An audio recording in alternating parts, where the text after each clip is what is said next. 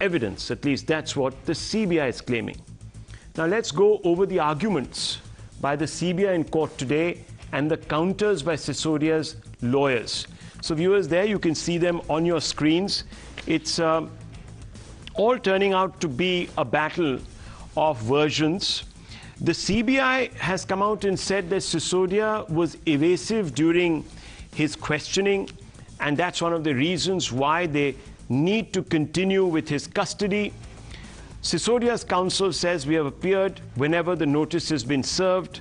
The CBI then makes a very serious allegation, says Sisodia used 3 phones, destroyed all 3. So they've accused him of destroying evidence. He said, I'm a minister, I can't give my phone to a shop for repairs, so I just basically junk them. Profit margin enhanced from 5 to 12%. Now, this is one of the provisions of the new liquor policy, where profit margins were ensured, greater profit margins were ensured to retailers.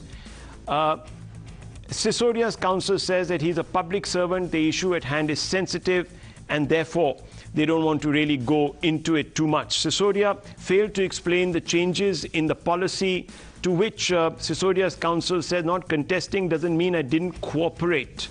Not confessing doesn't mean that I didn't cooperate. It doesn't mean that I am open to being arm twisted. The entire cases of profit, our probe is based on this, says the CBI. Conspiracy was hatched in a very secretive manner, to which Sisodia's counsel has come out and said, for innocent person, all evidence is irrelevant.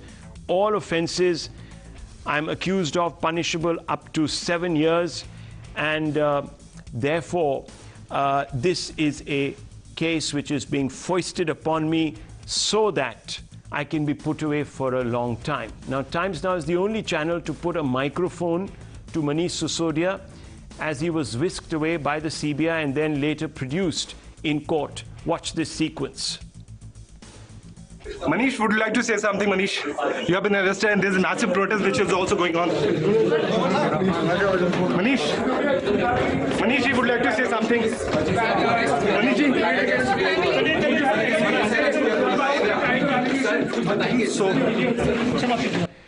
Well, as the politics and the blame game raged, AAP today held nationwide protests against what they call a black day in democracy. Here's a glimpse of the dharna, the drama, followed by detentions witnessed throughout the day. Watch this.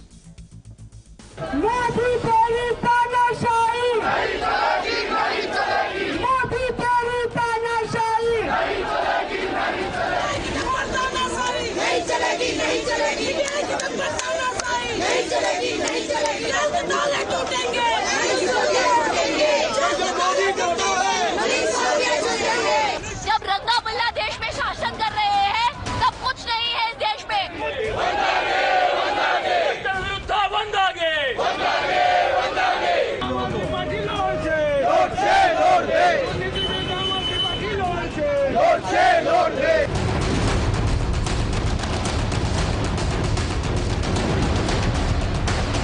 Glimpses of the high voltage AAP protests. But remember, the CBI's case against Sisodia hinges on 2 key testimonies. One by Sisodia's former secretary, C. Arvind, who told CBI that giving wholesale businesses to private entities was mentioned in the group of ministers' report, but it was never ever discussed. He further claimed that the provision of 12% profit margin to private entities was against the expert committee's recommendation. Let's go into some of these confessions that have been made by this particular individual, the former secretary of Mr. Sisodia, C. Arvind. He said 12% margin for private entities. In his confession, he said, called to the Chief Minister residence in mid-March 2021. Mr. Sisodia, Mr. Jain were present. They gave me a draft copy of the group of ministers' meetings, or that was formulated by the group of ministers, the draft copy really of the liquor policy. 12% profit margin clause originated from the GOM report. However, there was no discussion or file on how the 12% margin was decided. So he claims it was arbitrary, it was just inserted, and it was against the expert committee's recommendation. So really very serious, viewers. He also talks about how the provision in the policy was made for wholesale business to private entities. So wholesale business was opened up to private entities. It was not discussed in the GOM or the group of ministers meeting. So a very serious charge. This is really the testimony that the CBI is relying on, and this person is clearly turned an approver. Another testimony is that of Dinesh Arora, accused turned approver. He told the CBI that he collected funds for the Aam Aadmi Party's election campaign and handed checks to Sisodia himself. Arora told the CBI that after rupees 100 crore was paid to the Aam Aadmi Party, the remaining rupees 100 crore was to be divided between Vijay Nair, a co-accused, and other bidders from South India, and that this partnership was to continue for about 3.5 years. He further claimed that Nair was involved in the Delhi excise policy scam and was closely associated with AAP government, in particular Arvind Kejriwal, the Chief Minister of Delhi. Viewers, further rationalizing their decision to press for custody, the CBI says that Sisodia was acting suspiciously and was highly evasive during the tenure of the entire probe, which began in October last year. And this is what the CBI said: 170 phones, SIM cards destroyed by Sisodia and others who are today either co-accused or part of this conspiracy. Sisodia changed and destroyed 7 phones during the probe tenure, which, as I told you, began last year. Remained non-cooperative during questioning, didn't answer questions on 100 crores that were solicited from the South Group or a group of South entities, couldn't explain how contentious provisions were added. Statement by an officer alleging Sisodia's role. As I've told you, viewers, those 2 particular statements were also put forth before the court, on the basis of which they wanted to question Mr. Sisodia and therefore keep him in extended custody. Directions were also issued for policy received on WhatsApp by officers. Expert committee report was ignored. GOM replaced it. Cabinet concealed note favoring findings of the GOM. All of these things needed to be clarified with Mr. Sisodia, and therefore custody needed to be extended. And of course, the court granted the CBI an extended custody. The trouble for Aam Aadmi Party is that anti-corruption agencies, in particular the CBI and the ED, have set their sights on others besides the Deputy Chief Minister, Mr. Sisodia. In fact, also in their mind's eye and on the radar are Arvind Kejriwal, the Chief Minister himself. Now, viewers, let me take you through this. Why is Arvind Kejriwal in the eye of the investigation? Because there were references made to him in the ED charge sheet.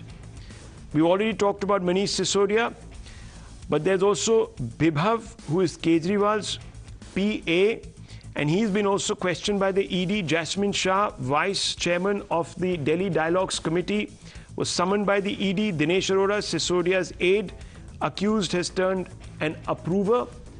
And you know what he has said, because I just read out his submission to the CBI. Devendra Sharma, Sisodia's PS, has also been questioned by the Enforcement Directorate, and K. Kavita, Telangana Chief Minister's daughter, has been also referenced in the ED charge sheet. And the ED believes that she is somebody who formed an interface between the basic group of South-based bidders and the AAP government. Now, whether this is true or not, viewers, it remains to be seen.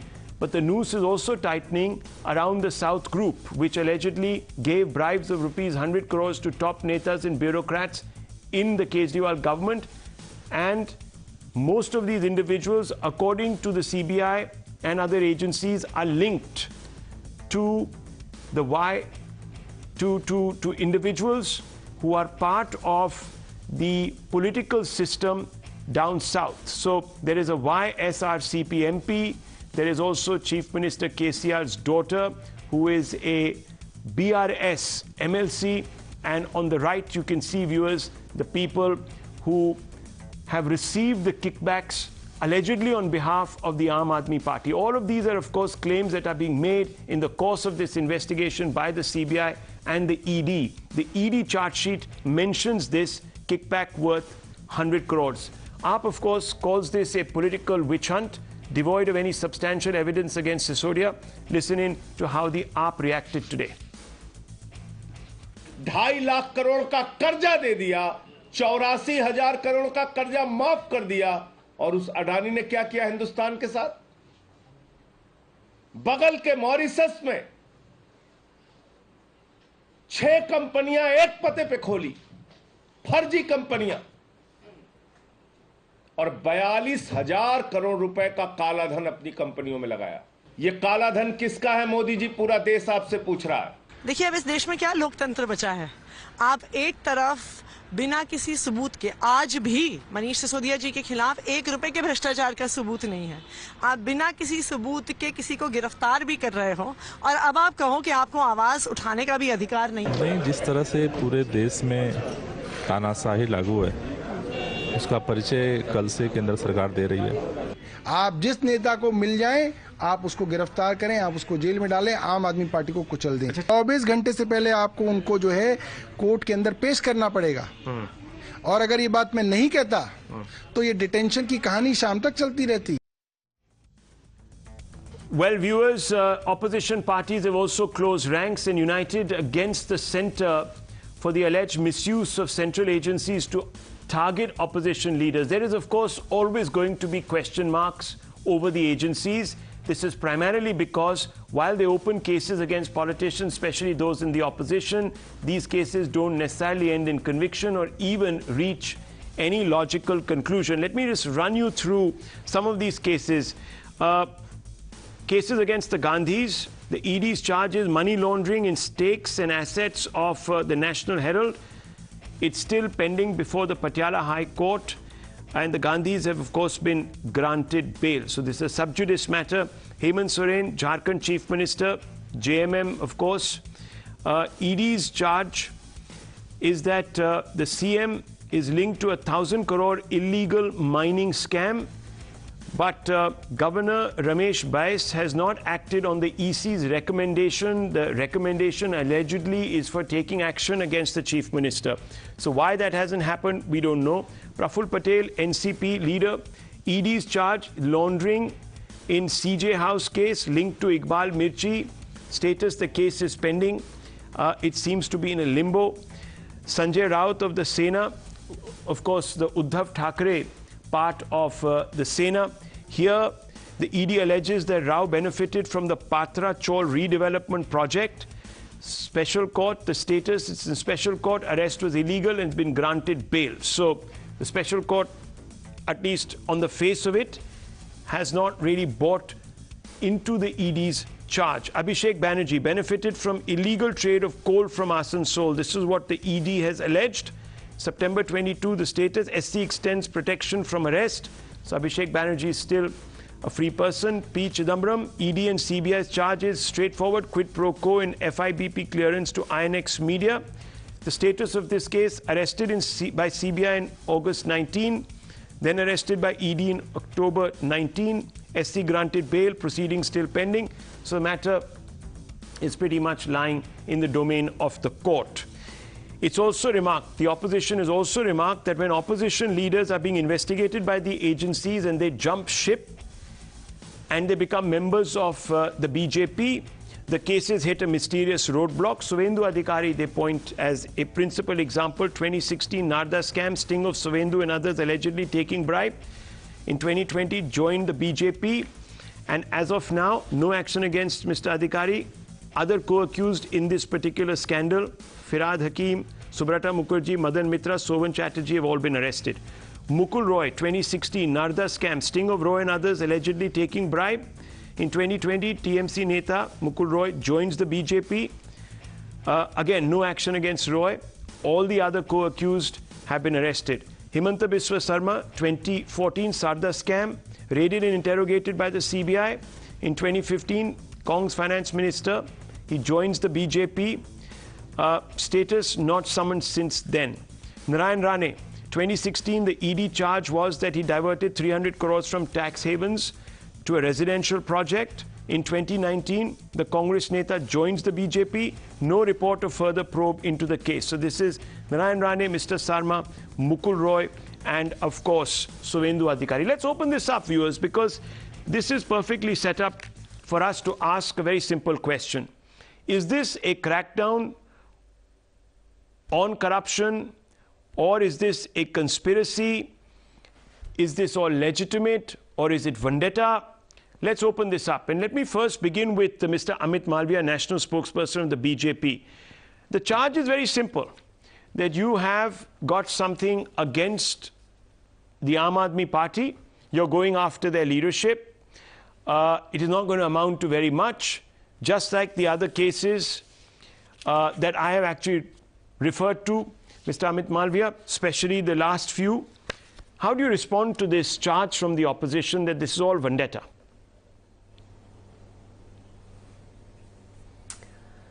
Rahul, I think your viewers have been watching everything around Manish Sisodia's case for several months now. The agencies, it seems, have taken their time, but they are fairly sure-footed when they went ahead and arrested Sisodia. Now, it's the same Aam Aadmi Party that claimed vindication when the charge sheet did not name Manish Sisodia, and that was in the middle of an election, saying, look, he's honest. Right. Before that, on several occasions, Arvind Kejriwal has come out and said that if Sisodia has anything to hide or is involved in any kind of illegal activity, he must be arrested. Now that the law is taking its course, why should the Aam Aadmi Party have any objection? Also, today, the matter was presented before the court, and the court has given the CBI custody over Sisodia, and he would be interrogated. Now, the political rhetoric that the Aam Aadmi Party routinely indulges in is devoid of any merit. They did the same during Satyendra Jain's case. In fact, if you have the bites, you must play it out for your audience, that Arvind Kejriwal came out and he said that I have looked at all documents pertaining to Satyendra Jain myself personally, and there is nothing that he is involved in, and there is no wrongdoing. The courts don't think so. He has been in jail for several months now, and is likely to continue much longer, because the courts do see evidence of wrongdoing and corruption in cases of Satyendra Jain. Exactly the same case is with Manish Sisodia. And you yourself in your opening comment have highlighted the several discrepancies. But I ask a few questions, and very simply, if the excise policy that the Aam Aadmi Party had put in place, and if it was so good, why did they revert to the old policy immediately after the CBI got in? Why did Manish Sisodia destroy several mobile phones and SIM cards? I don't know which model of mobile phone he uses, but today we have fairly sturdy mobile phones, and they last you several months, if not years. And here is a man who has changed several of them in last 6 months during the course of interrogation. Now, who does that? And one of the reasons I learned from the media that the CBI has arrested him is for destroying evidence. So what was the real tearing hurry for Manish Sisodia to do so? Several other officers, eyewitnesses, retailers, wholesalers have all confirmed to the fact that this was a money-making exercise for the Aam Aadmi Party, and they were expected to give as much as 50% of the profit margin they made. Now, how good is a policy that is actually bleeding the public exchequer, the Delhi state government's exchequer, and is also taking more money from retailers but benefiting the wholesalers? And that is exactly what this policy is all about. So clearly there is much that Manish Sisodia is involved in, besides the irregularity of putting this entire policy in motion, not going through the cabinet, not involving the LG. All these do point to the fact that Manish Sisodia was doing something which was illegal, and he was doing so at the explicit orders of his boss Arvind Kejriwal. There is no other reason why Arvind Kejriwal should be on the edge if he actually thinks that there is nothing that Sisodia needs to worry about. Okay. And lastly, if Arvind Kejriwal is so convinced, and so are the leaders of the Aam Aadmi Party, why are they on streets? They should be making a persuasive argument in the court, putting Manish Sisodia's side of the story, and I'm sure he will get the relief if it actually deserves.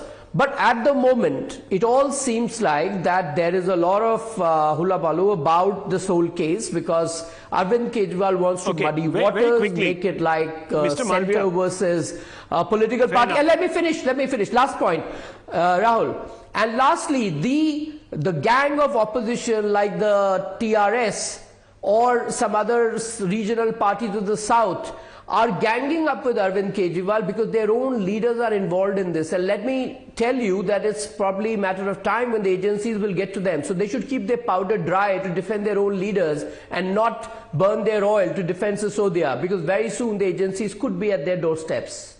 Okay, let me very quickly ask you a counter question, because this is at the heart of obviously this entire business of being arbitrary.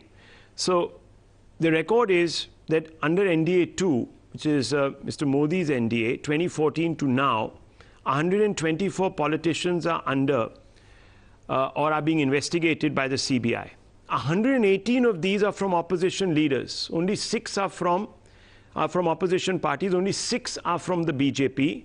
22 arrests have been made, charge sheets in 43 cases, closure report in 1 case, conviction 1, acquitted, discharge so far 0.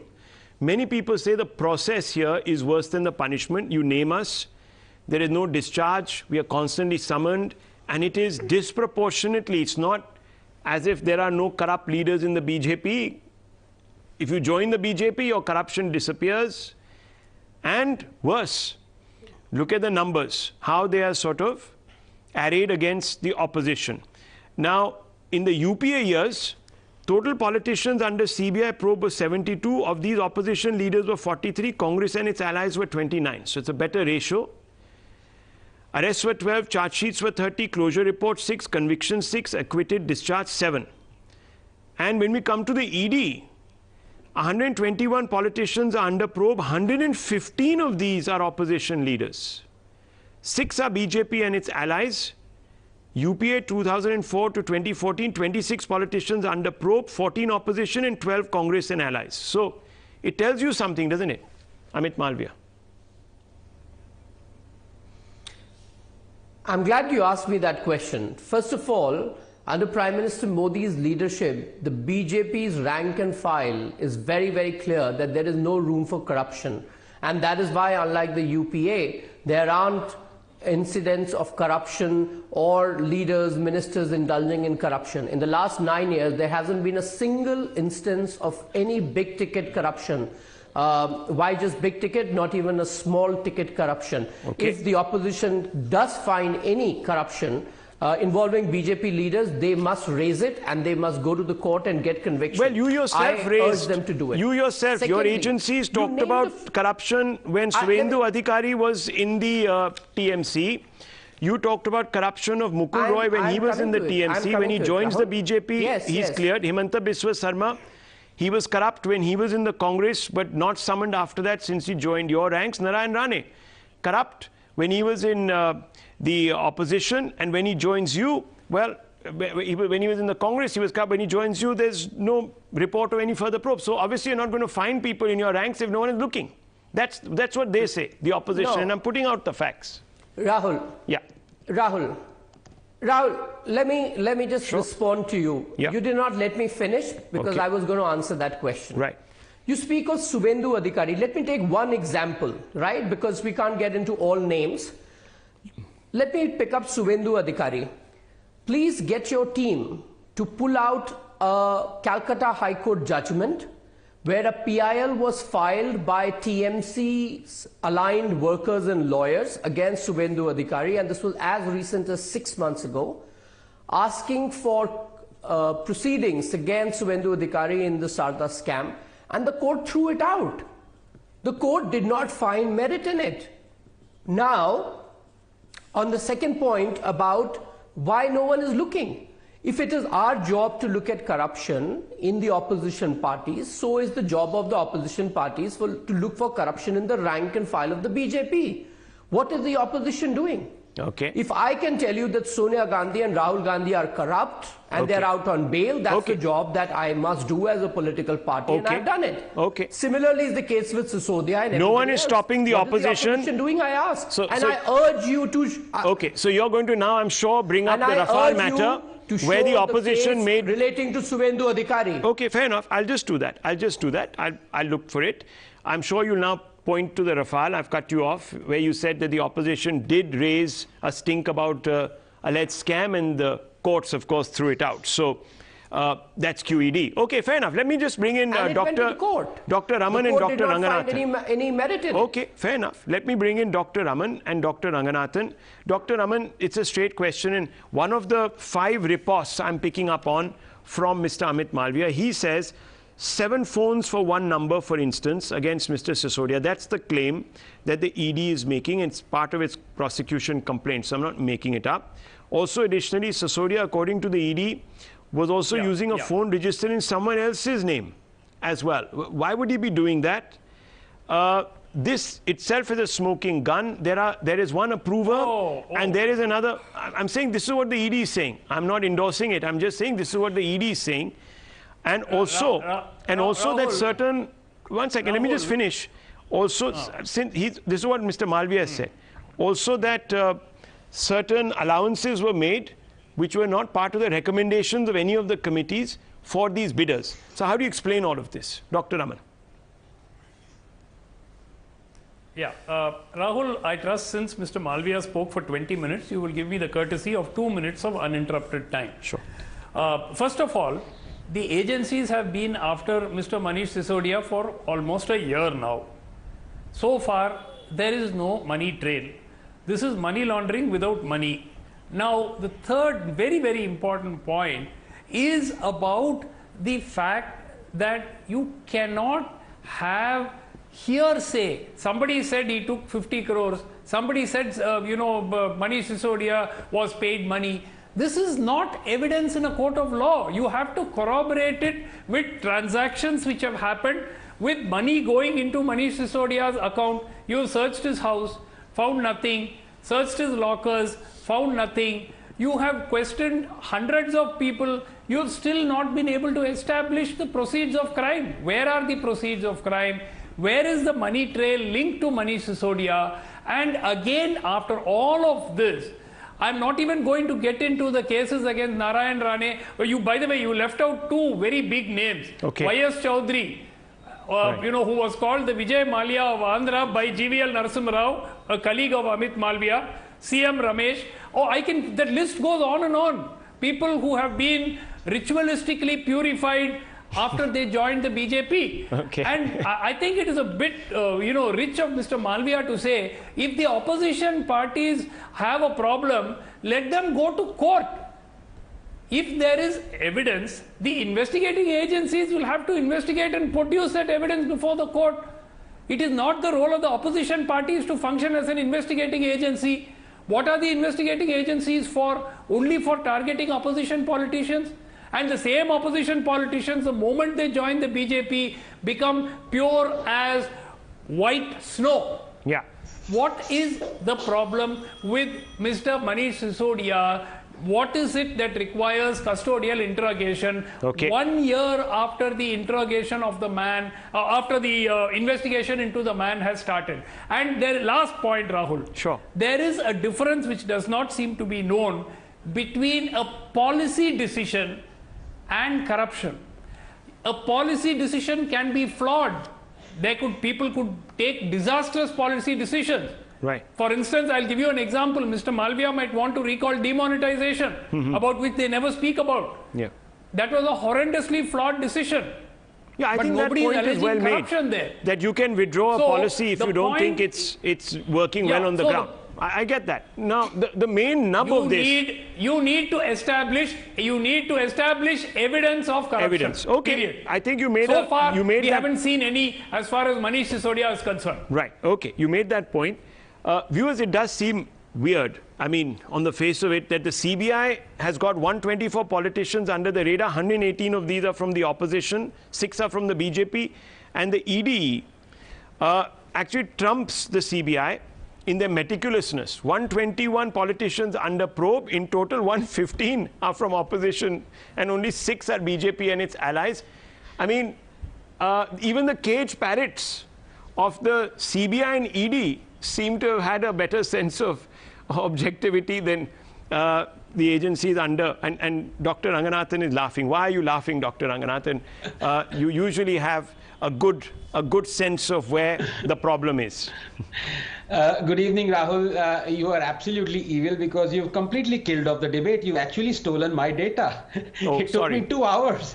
It took me 2 hours to unearth this amazing data that under the UPA, 60% of those raided by the CBI and the ED were non-Congress politicians, and under the NDA in the last 8 years, 95% of the... So I'm actually rechristening our investigative agencies as pandemonium, because that's the collective noun for parrots, Rahul. It's a pandemonium out there of caged parrots. No, but as I see it, there are 3 issues here. Number 1, the alleged corruption and mismanagement because of the liquor policy under the watchful gaze of Mr. Manish Sisodia. Let me give you the facts on the charges relating to the excise policy that, by the way, our government suddenly reversed. There is prima facie evidence of violations of GNC TD Act 1991, Transaction of Business Rules 1993, Delhi Excise Act 2009, and Delhi Excise Rules 2010. You can't get away from these facts. Worse, there was financial quid pro quo at the top politician level where Sisodia took major decisions in violation of the statutory provisions. There was also, quote, deliberate and gross procedural lapses, unquote, to provide post-tender undue benefits to liquor licenses. Excise Department gave a waiver of 144.36 crores to the licensees on the tendered license fee in gross violation of Rule 4811B of the Delhi Excise Rules 2010. Excise Department revised the formula of calculation of rates of foreign liquor without approval of the competent authority. Sisodia's closest aide has turned an approver. These facts don't universally see the light of day because our government ad spending has increased by 4,273% over the last 10 years. Last year they spent 488 crores on ads. Number 2, Rahul, I have said this before, and as I said, you completely destroyed the argument and your debate, because I say it again, every CBI, ED or IT raid carries the baggage of being politically motivated, even if it is not, because number 1, the investigative agencies are not apolitical or independent. They remain parrots, a pandemonium of parrots. And when you domesticate a parrot, it finds its favorite shoulder. And right now, the shoulder is of Mr. Narendra Modi. Number 2, years of trial and error have now resulted in an established recourse that those who are raided take. A, if the raided are a media house or an NGO like the BBC or Amnesty, they cry government vendetta. And B, if the raided are politicians, they simply join the BJP. From Goa to Manipur to Bengal to Karnataka, every single politician when in trouble has dipped himself into this Behti Ganga, that is the BJP. Then miraculously, all leads go cold. All investigations come to a dead end. Remember Mukul Roy and how the investigations on him went cold when he joined the BJP. They have restarted again after he has returned to the TMC. Remember when the BJP demanded an ED raid on TDP's YS Chaudhary alleging fraud of 5,700 crores. Well, before the agencies could act, Mr. Chaudhary promptly joined the BJP. 95% of those who have been raided in the last 8 years, as I said, are non-BJP politicians. That the CBI, IT, ED agencies are the most potent weapon, Rahul, in a politician's hand is not conspiratorial cynicism, but a statement based on precedents. The BJP had actually promised to make these agencies independent in 2011 when it was in opposition. But the moment it came to power, the parrot remained a parrot, just the shoulders changed, just 10 seconds. What should actually worry Mr. Sisodia is that while the ED had a conviction rate of 0.5%, the CBI has a conviction rate of 70%. So it remains to be seen whether Mr. Kejriwal will be raided by the ED or the CBI next. Okay, that's interesting. That's interesting. It's expansive and interesting, and it encompasses some of the points that we've been making. No doubt the policy was reversed, but was it out of ill intent? Of course, that is what the ED is going to try and prove viewers. Yeah, okay. Dr. Raman, before I go into Mr. Yeah, I want to bring back Mr. Amit Malviya also. Yes. Rahul, a lot of what Dr. Ranganathan said. Last point. See, the lot of what Dr. Ranganathan said relates to procedural violations. Assuming there were procedural violations, that still does not equal corruption. I said so. Was there ill intent? Was there ill intent? That has to be proven. But there are certain. But there are certain allegations. No, even if there was ill intent, where is the quid pro quo? Okay, one second. There are certain allegations that point towards what you are saying, which makes it a problem for the AAP. Yes, Dr. Ranganathan, you wanted to get in there. Yes, very quickly. No, I just want to make a larger philosophical point. What Dr. Raman says may be true, but the fact is you can have a policy that will favor a business person. Now, are you going to say that just because it's a policy, there is no corruption or ill intent there? So I think that's wrong, philosophically. Yeah, okay. Well, we get the drift, viewers. Look, it was reversed. If we go back into policies favoring business people. Okay. Oh my God. Yeah. You yourself have alleged. Self-goal. Dr. Raman, you yourself have alleged. Certain business people. Okay. Let me just bring in one second. Maybe starting with a particular letter. Okay. Let me just bring in Karthik Reddy, since his leader's name has been taken in the context by the Enforcement Directorate as well as other agencies. Mr. Karthik Reddy, there is a problem. The problem is being identified as kickbacks. There is money involved here. There is a money trail. Why should your leader then cry victim? K. Kavita and others. Hello, Rahul. We just heard Anand Ranganathan speak, we just heard yourself speak, and we also heard Mr. Raman speak. It has become a monotonous cliche of an argument. As Anand was complaining that you killed the argument, I should complain that Anand also killed the argument. Most of the points which I was supposed to air today were laid out by yourself, Raman, and Anand himself. See, that is the problem right now in the country, Rahul. It has become so monotonous, it becomes so cliche, that the reputation of the agency itself is very apparent. And point two, before I come to your question, I take great objection in Mr. Amit Malviya's comment saying don't burn your oil because it eventually will come to you. This is the reason why we say that the CBI, ED are in the cohorts of the BJP. How did Mr. Amit Malviya know that eventually the CBI or the ED will reach our leader? And this is the reason why on national television we want to allege because they have been questioned run already by the political bosses and not by the bosses sitting in their offices. Please, Amit, let me speak. And point two, he insinuated that all South Indian parties but you should not be economical with truth. Okay, one second, let him finish. You can respond. Kavita Rao has been investigated. One second, I promise you will get an opportunity to respond in rebut. Let him finish. Tomorrow. Okay, Mr. Karthik Reddy's turn, please. You can't say that it is working Mr. Malviya, BJP. Mr. Malviya, let him make his point. You can rebut him, Mr. Malviya. Let Mr. Karthik Reddy. Okay, one second. Questioned already by the agencies. Okay, let him speak. Please, let him speak. You can rebut. These I'll give you all the time. Words, Mr. Rahul Shankar. And how did these you know are his words. The TRS? Mr. Amit Malviya said the South parties are blaming us. You know, do not insinuate corruption. Please, that all South parties are corrupt. All South people are correct. This is great objection. Take back your words. Even the ED and the CBI should not use any geographical insinuating. for the matter of fact. Point. I take great objection. You should understand the difference between the two. Will you? No, Mr. Malviya, please let him finish. Please, this is not fair. He never interrupted you. He could have leapt out of his seat and started. I'm fine for him to. I'll allow you, Mr. Malviya, to respond. Not fair. I'll allow you, Mr. Malviya, to respond. Malviya, you are clubbing corruption to a region of this country. This is what I'm against. Okay. And point to Rahul. Yeah. Today, we are from Guwahati to Gujarat, from Kashmir to Kanyakumari. There are n number of cases where people have joined the BJP or become sympathizers of BJP. And what happened to those cases with the CBI ED? You all mentioned n number of cases. Maybe I'll add one or two. But today, the reputation of these agencies are at such low. We have hit rock bottom, Rahul, in this country. A company, today's India's market capitalization is down by $20 trillion, and this is because of one company which has pulled it down by 12 trillion in a month.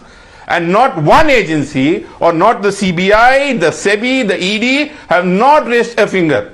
What is this? What have we become? A banana republic? You claim that because of the excise policy in Delhi, we lost 2,500 crores. Today, the whole country is crying. The LIC's exposure of 30,000 crores is in its red. And what have we come to this country? This is where we are, and it is a so let me bring in ridiculous situation. Okay, let me bring in Mr. Malviya. Mr. Malviya, there is, perceptions matter.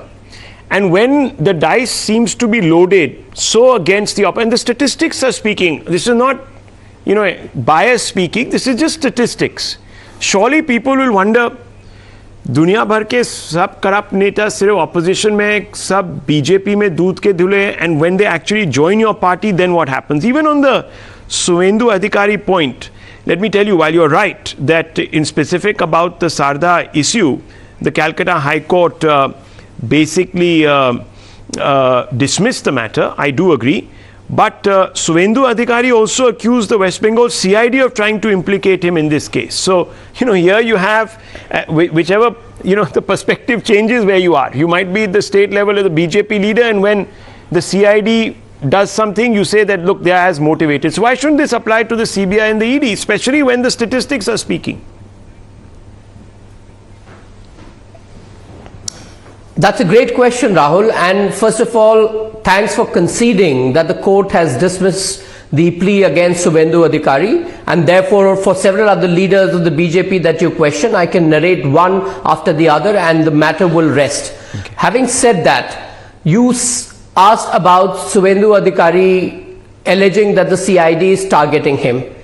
But eventually, when the matter goes to the court, what is it that comes out of it is important. This is only I one repeat case. again, this is only one case. Jain is still in jail despite...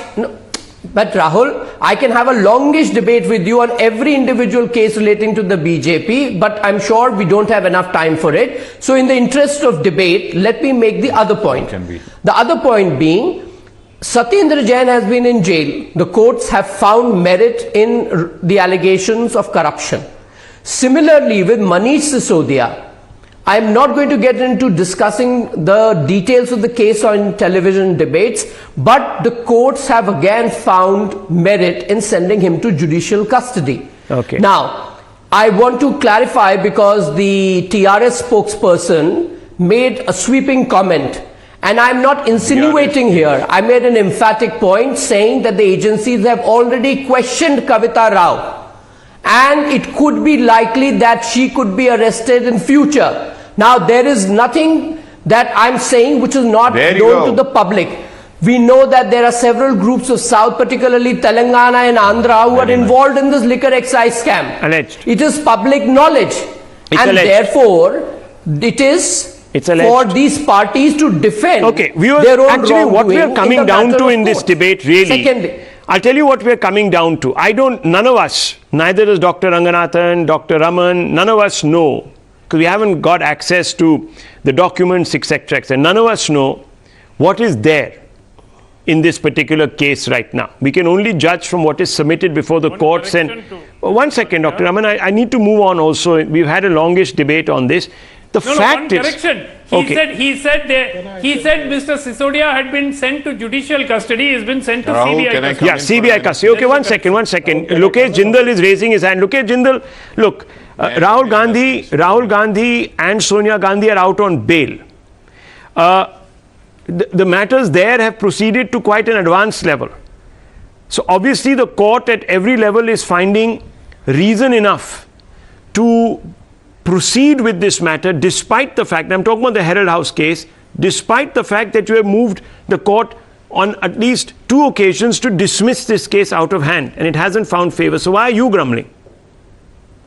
See, Rahul, apart from looking at it from the political perspective, it's important that we expose how BJP is using institutions so as to give itself a clean image.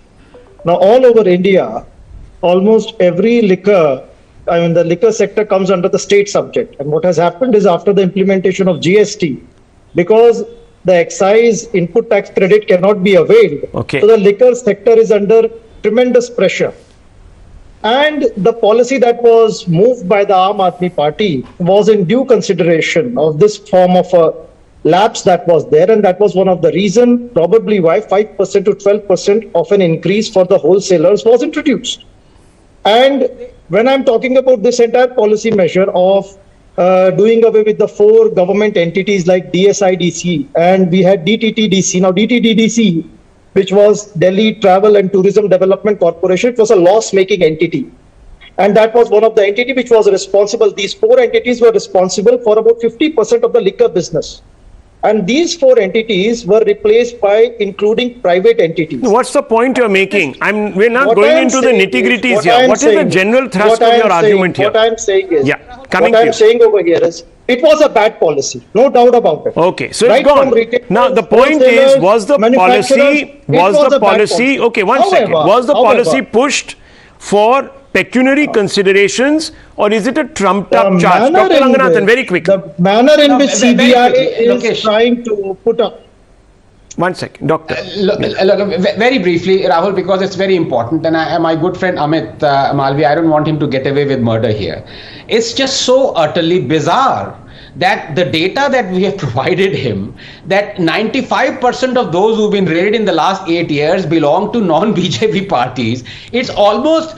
And any party would say, oh my God, ज़्यादा तो नहीं कर दिया. It's almost like Modi asking Amit Shah, कुछ ज़्यादा तो नहीं कह दिया partner, and Amit Shah saying, अब कर ही दिया तो देख लेंगे. It's just bizarre. It's so bizarre. Amit Malviya, that's the problem. It's a perception. And I want to ask him one question. When his response, Amit's response to this was, you can be frivolous with the data as Anand is trying to be. No, Anand, let me finish. Anand, please. You have this propensity to twist data to make a balancing point, and I want to check you there. No, hang on. I want to really check you there. And I'm saying this again. And I'm saying this again. And I'm saying. You're being unfair now. Please let me finish. Look, because your response to that was look, I have to make this point here. There are honest people in the BJP now under Modi. That's why you did not hear me. Now, did not hear me. Do you mean to say that when BJP was not under Modi and the 60% of those people who were raided under the Congress were from the BJP, you mean to say BJP was more corrupt under Advani? Okay, you seem to have admitted that. Quick response.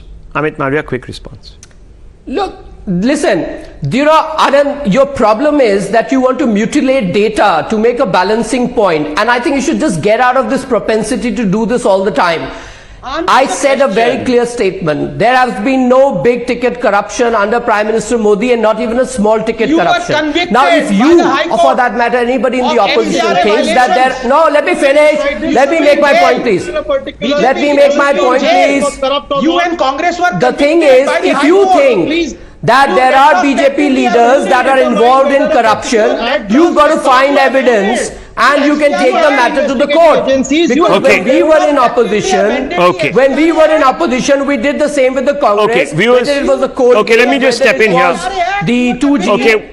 No, let's not. Matter of corruption. I get your point. I get your point. Viewers, National Herald happened when the UPA was in power. The first time Sonia Rahul were booked when UPA was in power. Let's very quickly get into this. Lower everyone's haters. Please, gentlemen. There's also a very important story that I want to bring to the attention of the viewers as we move forward. But I just want to tell you, we are having this discussion, this very passionate discussion tonight, only because the ED and the CBI, their track record hasn't been the best. And let's admit that.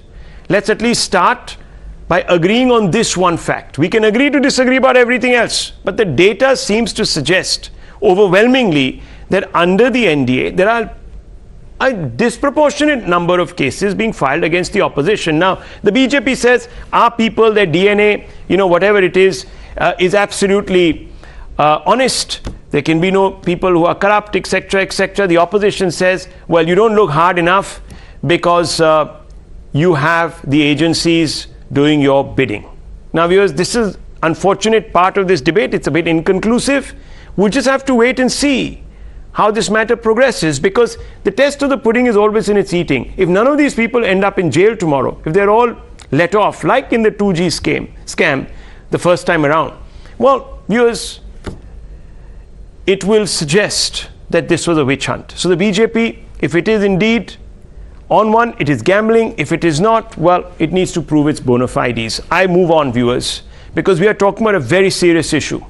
This man on your screens is, for all practical purposes, the incarnation of terrorist and leader of Khalistan separatist movement, Jarnail Singh Bhindranwale. It wasn't always the case. A few years ago, he was living in Dubai and ran a transport business. At that time, he was clean-shaven and did not sport a turban. There you can see him on your left. In fact, at the height of the anti-farm law agitation, he visited India only to return once the legislation had been withdrawn.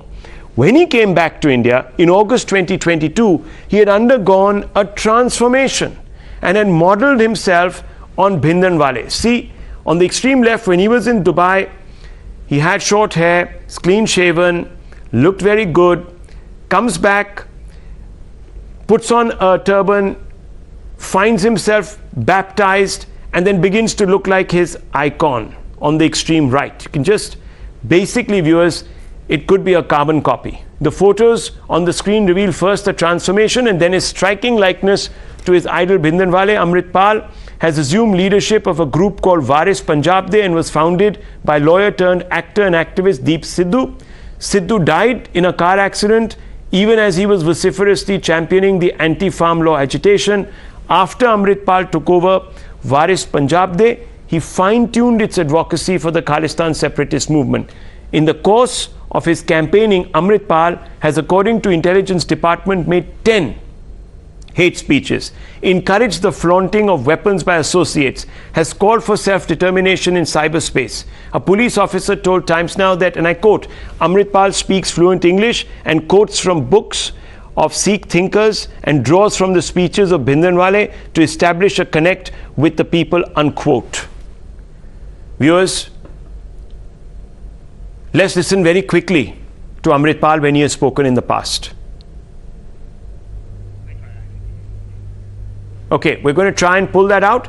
There you can see him, viewers, with all his supporters who have weapons in their arms, and they are very proudly brandishing them. But while he has been mostly low-key, he suddenly leaped into prominence when he laid siege to a police station in Ajnala near Amritsar. Let's show those pictures to our viewers. You will see those pictures from Ajnala. Sharif Bhai put out those pictures from Ajnala from the few days back. There you can see them. There was violence, and he managed to use the threat of violence and violence to force the state to release an associate accused of kidnapping and threat. But despite the outrage over his actions, Amritpal hasn't been arrested, despite being booked by the police. This lack of inaction is even more concerning, given that the Chief Minister Bhagwant Mann himself linked Amritpal to the Pakistan deep state. Listen to Bhagwant Mann. हजार लोगों को क्या पंजाब मानती है? आप आके देखिए, खुद आके देखिए, कौन वहाँ पे नारे लगा रहा है? ये कुछ लोग हैं बस, और वो उनको फंडिंग होती है विदेशों से, दुकानें चलती हैं, विदेशों से फंडिंग होती है, पाकिस्तान से फंडिंग होती है, उनके आका बैठे हैं कि पंजाब को डिस्टर्ब किया जाए. Now, viewers, the primary reason for drawing the link is because Amritpal rose from nowhere to take over the organization which even Deep Sidhu's family believes is not possible unless someone propped him up. But one of the reasons why Amritpal is being given a long rope by the government is because he has struck a chord with some in the Panthik belt of Punjab. The belt lies in the Majha region, where the AAP has broken into Congress and Akali territory and would not like to concede the advantage by cracking down on Amritpal, who at this moment enjoys some sort of a following.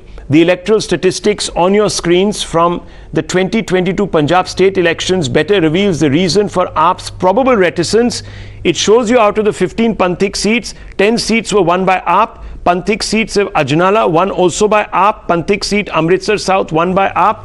Several other seats have been won by the Aam Aadmi Party. And not just this, viewers, the poll percentage and also the comparison to other political parties, the AAP far outstrips them.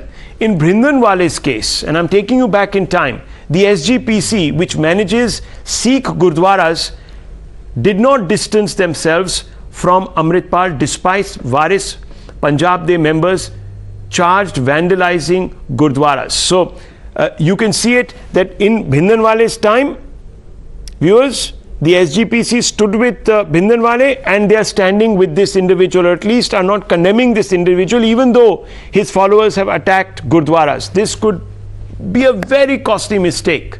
The SGPC's backing for Bhindranwale, for example, was an important factor in legitimizing his separatism.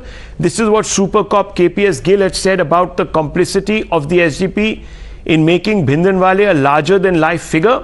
In 1982, when Bhindranwale moved into Guru Nanak Niwas within the Golden Temple complex, Mr. Gill said, when the holiest of the Sikh shrines was turned into a safe haven for terrorists and criminals, when the SGPC was repeatedly asked by the government to ensure that criminals were not allowed to misuse the hallowed sanctuary, the SGPC representatives and Akali leaders flatly and repeatedly denied the presence of militants or of firearms in the complex. When Bhindranwale moved from Guru Nanak Niwas into the Akal Takht, a senior Akali leader justified this action on the grounds that it was necessary for his safety. No ground was sacred, no event immune from the corrupting opportunism of these leaders of the Sikh community.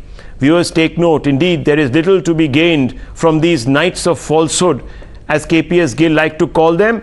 This is because eventually the biggest sufferers of Khalistan tyranny were Sikhs themselves. Between 81 and 93, 11,600 people were killed by terrorists in Punjab. Out of these, 61% were Sikhs themselves. Amritpal has already demonstrated that those Sikhs who don't follow his path will have to face his ire. This is a massive warning for even Sikhs themselves who think that Amritpal is working for their interests. Wake up. This soft stance is going to hurt India, and it's been explained tonight on India Upfront. I leave it at that, viewers.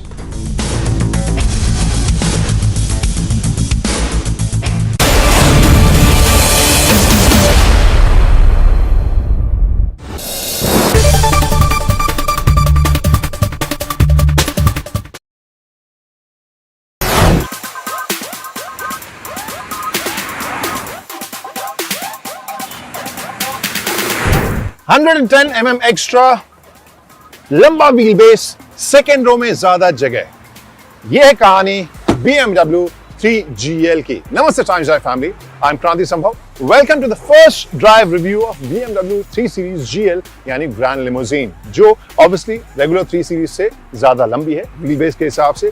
कुछ एक changes इसमें हुए हैं, तो इस वजह से ये हम वीडियो कर रहे हैं उन चेंजेस के बारे में बताने के लिए, और ये भी जानने के लिए कि जो दावा है कंपनी का सेकेंड रो में ज्यादा आराम का, ज्यादा स्पेस का, वो दावा पूरा हो पा रहा है या नहीं। So before I start talking about this car, सबसे पहले टाइम्स ड्राइव के बारे में आपसे बात करता हूं या अपील करता हूं। अभी तक अगर आपने सब्सक्राइब नहीं किया है तो प्लीज सब्सक्राइब कीजिए हमारे चैनल को, और सोशल मीडिया पर बाकी जो भी हैंडल्स हैं वहां पर टाइम्स ड्राइव के नाम से आप सर्च करें, उसे भी फॉलो करें। लेटेस्ट खबरें आपको मिलेंगी, और timesdrive.in है हमारा वेबसाइट, वहां पर तो लेटेस्ट खबरों के अलावा डिस्काउंट्स और जो स्पाई पिक्स हैं, आने वाली गाड़ियां हैं, उन सब के बारे में खबरें मिलेंगी। तो लेट्स स्टार्ट दिस स्टोरी। हम बात करते हैं BMW 3GL की।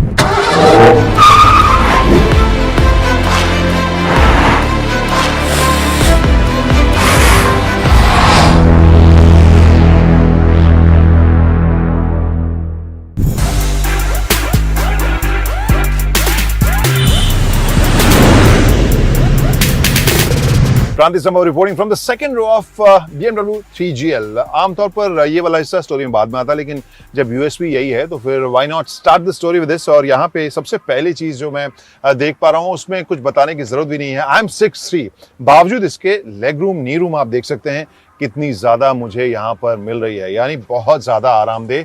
आपको ये एक्स्ट्रा जो व्हील बेस है, एक्स्ट्रा जो इसका लेंथ है, वो आपको सेकेंड रो में देने वाला है, काफ़ी ज़्यादा एक्स्ट्रा आराम स्पेस के हिसाब से।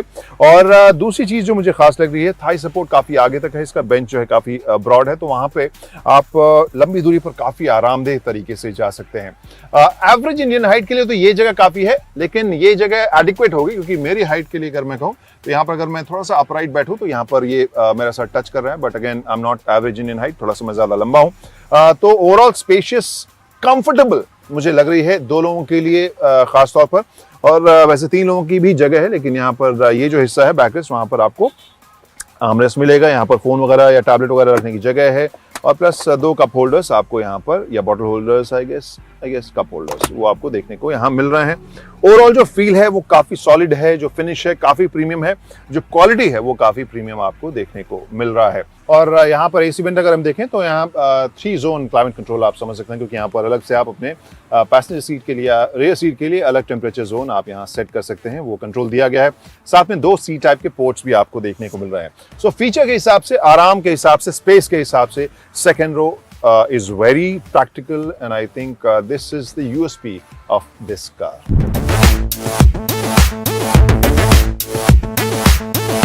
Gandhi Samo reporting from the first row of or driver seat of BMW 3GL, और यहाँ सबसे पहली चीज जिसके बारे में बात करना चाहूंगा वो है ये पूरा स्क्रीन का setup.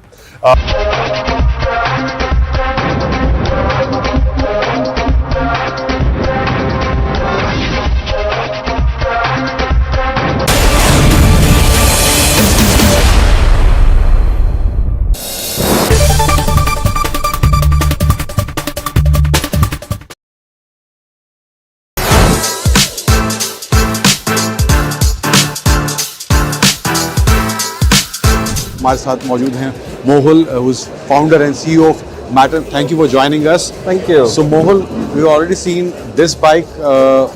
I still don't know what you guys going to call it right now, but hopefully, we're going to know about it in a couple of months, I believe, and more details that we already know about specifications and what you are offering with this bike. But उसके अलावा कुछ और चीज़ें हैं जिनकी details अभी आनी बाकी हैं। So इस बाइक को लेकर थोड़ा timeline, if you can explain किस तरह का टाइमलाइन रहने वाला है, एंड कब इसका ऑफिशियली लॉन्च आप करने वाले हैं? Definitely. So first thing is at the Auto Expo we have also showcased the 6 kilowatt version of the bike. So at launch we had a 5 kilowatt version. Now we also have a 6 kilowatt version of the bike. And in terms of timeline, in the next 30 days we will be giving out the spec variants and pricing to the larger market. We will be opening up bookings for the Matter motorbike this quarter, and deliveries summer में शुरू हो जाने वाली है। Summer में शुरू हो जाएंगी। So एक चीज़ जो बहुत ही टेक्नोलॉजी कहूँ इंटरेस्टिंग है इस बाइक के बारे में, इसमें गियर है। इलेक्ट्रिक बाइक होने के साथ साथ इसमें वो आइस वाला आपने एसेंस, और बहुत बड़ा एसेंस इसमें बचा के रखा है। सो वो कैसे आपने उस पर काम किया, and how did you thought about this कि ये अगर हम इसमें इंक्लूड कर पाते हैं गियर शिफ्ट वाला पैटर्न, सो वो कैसे स्टार्ट हुआ? How So when we in 2019 when we were starting out, we spoke to a lot of consumers कि electric bike क्यों नहीं खरीदते। In 2019 there were only a handful of players who were giving motorcycles as a product, and what we realized is that motorcycling is emotion driven. You name your bike, you work with it, you control it, you become one with your bike, and from there the common theme came, control नहीं मिल रहा, feel नहीं आ रही, right? Obviously once we started translating कि हमें क्या सुनाई दे रहा है और कस्टमर को क्या चाहिए, and we've spoken to over 500 customers on this. Clear indication, gear तो चाहिए, and that's when we said कि let's make something that the consumers truly want. ऐसा नहीं कि जो टेक्नोलॉजी है उसी को वापस पैकेज करके दे देते हैं, let's make it. तो वहाँ से when the journey started, we had to make our own motors. We had to make the gearboxes, the batteries, the electronics, the entire vehicle from scratch. And nobody would have, I believe nobody would have thought of जितने भी EVs, 2-wheelers India में अब आ रहे हैं, ये gear वाला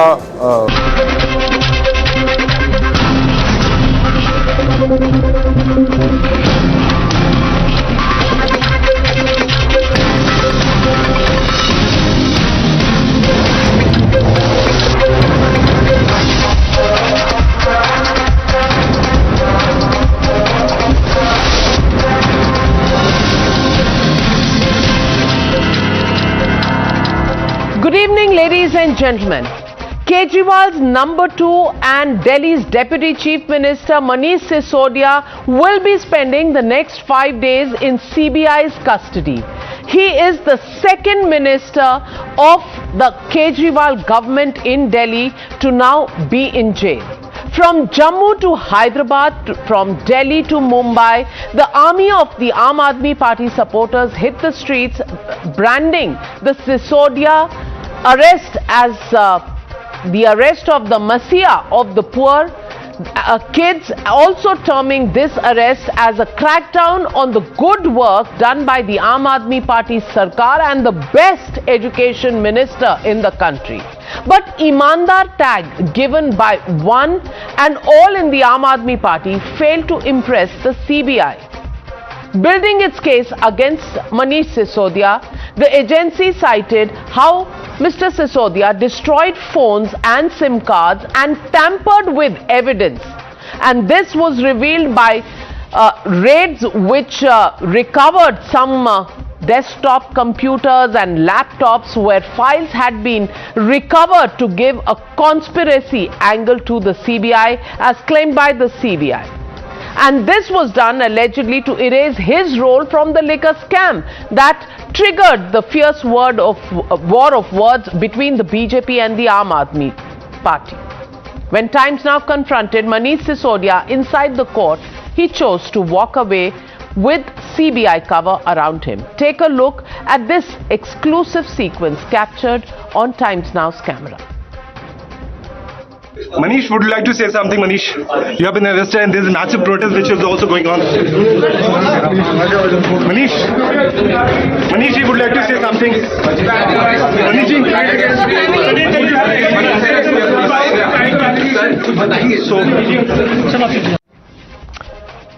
There is a war of words about the conspiracy in this entire excise policy. The agency, the CBI, has said that Sisodia was not only evasive during the interrogation but also failed to explain why the changes were made in the excise policy, that is the increase of the profit margin from 6% to 12% for wholesalers.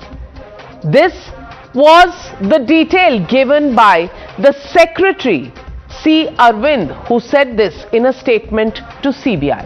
Hitting back, Team Sisodia maintained that the issue is sensitive and that just because he didn't confess doesn't tantamount to non-cooperation. The CBI is also building its case based on clinch by none other than Sisodia's former secretary C. Arvind, who had maintained that giving wholesale business to private entities was mentioned in a group of ministers' report, but it was never discussed. Remember, there is a second testimony that is being relied upon, that is of Dinesh Arora, accused turned approver, who had also alleged that he collected funds for the Aam Aadmi Party and handed the check directly to Mr. Manish Sisodia. Sisodia's arrest has united the opposition. BJP rivals are calling it a classic example of vendetta politics and misuse of central agencies to destroy the opposition. Listen in.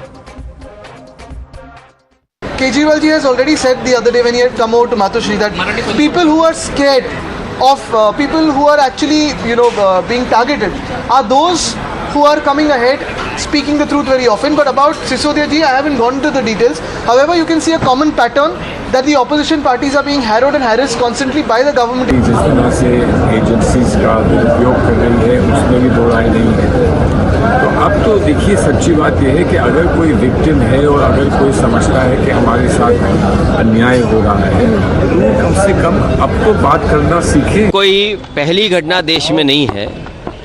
BJP जब से सत्ता में आई है उसकी कोशिश रही है जो सेंट्रल एजेंसीज हैं उनका गलत इस्तेमाल किया जाए, और जिस तरीके का व्यवहार भारतीय जनता पार्टी का रहा है, सरकार का रहा है, लगातार इस तरह के विपक्षी जितने भी नेता हैं उनके खिलाफ जांचें चल रही हैं।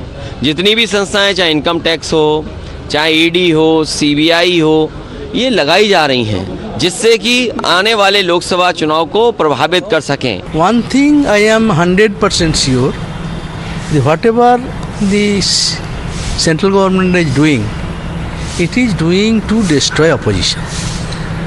They are They are trying to find some faults, and any Indian, everybody has some fault in their back.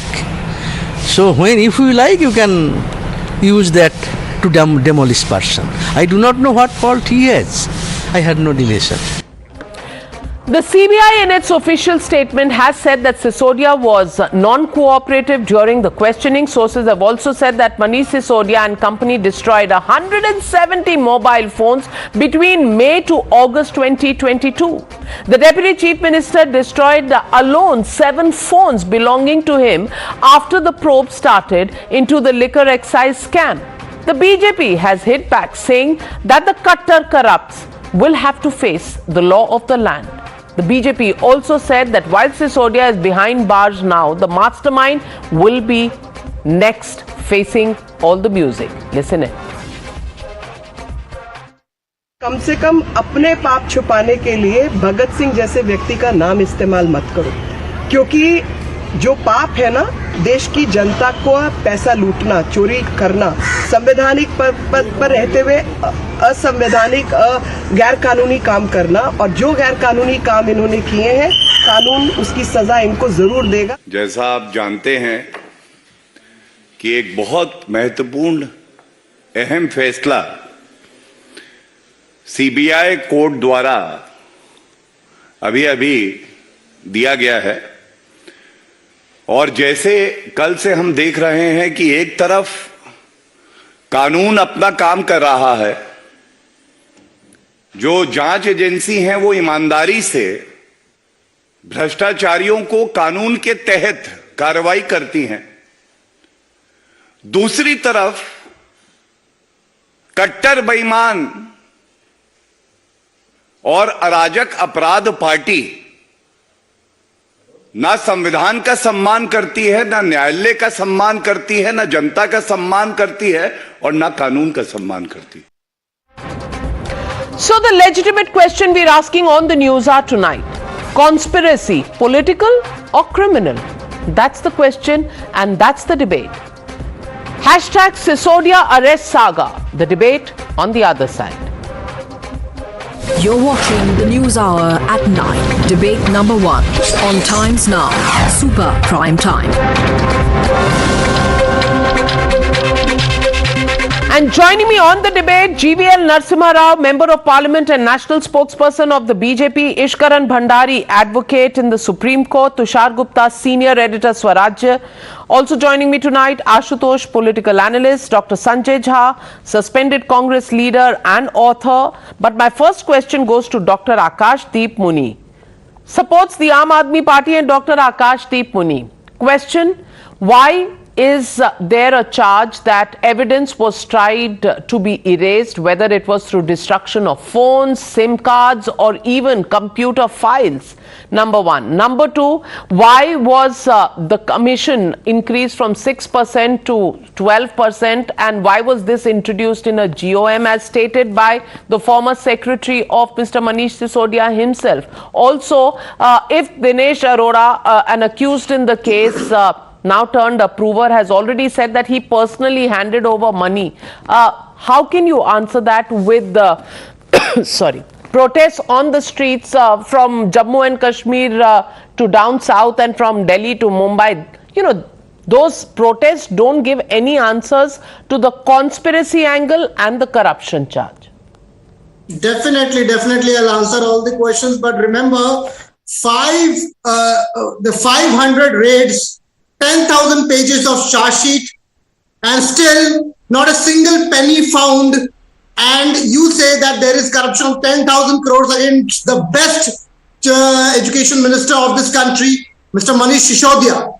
You know, Himant Biswa Sarma, Suvendu Adhikari, Narayan Rane, Mukul Roy, YSS VP Kotapalli Geeta, TRS, YS Chandrasekhar Rao, and I can read the whole list that where had cases against them before they were in BJP. As they join in BJP, they go through a Ganga Snan. Sare paap dhul jate, and not a single case. The ED and CBI stop their investigation. Why it happens?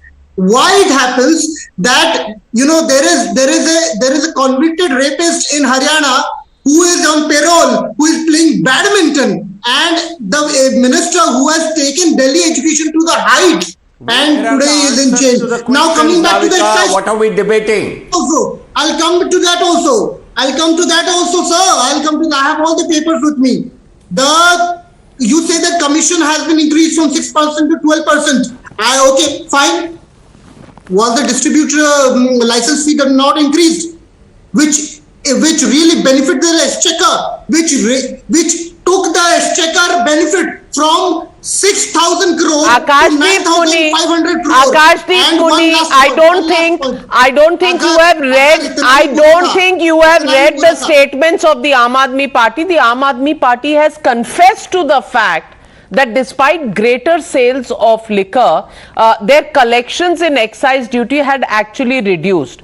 So, आपने license fee बढ़ाई नहीं बढ़ाई is not the fact. The fact is the waivers happened. The fact is my friend, calm down, calm down.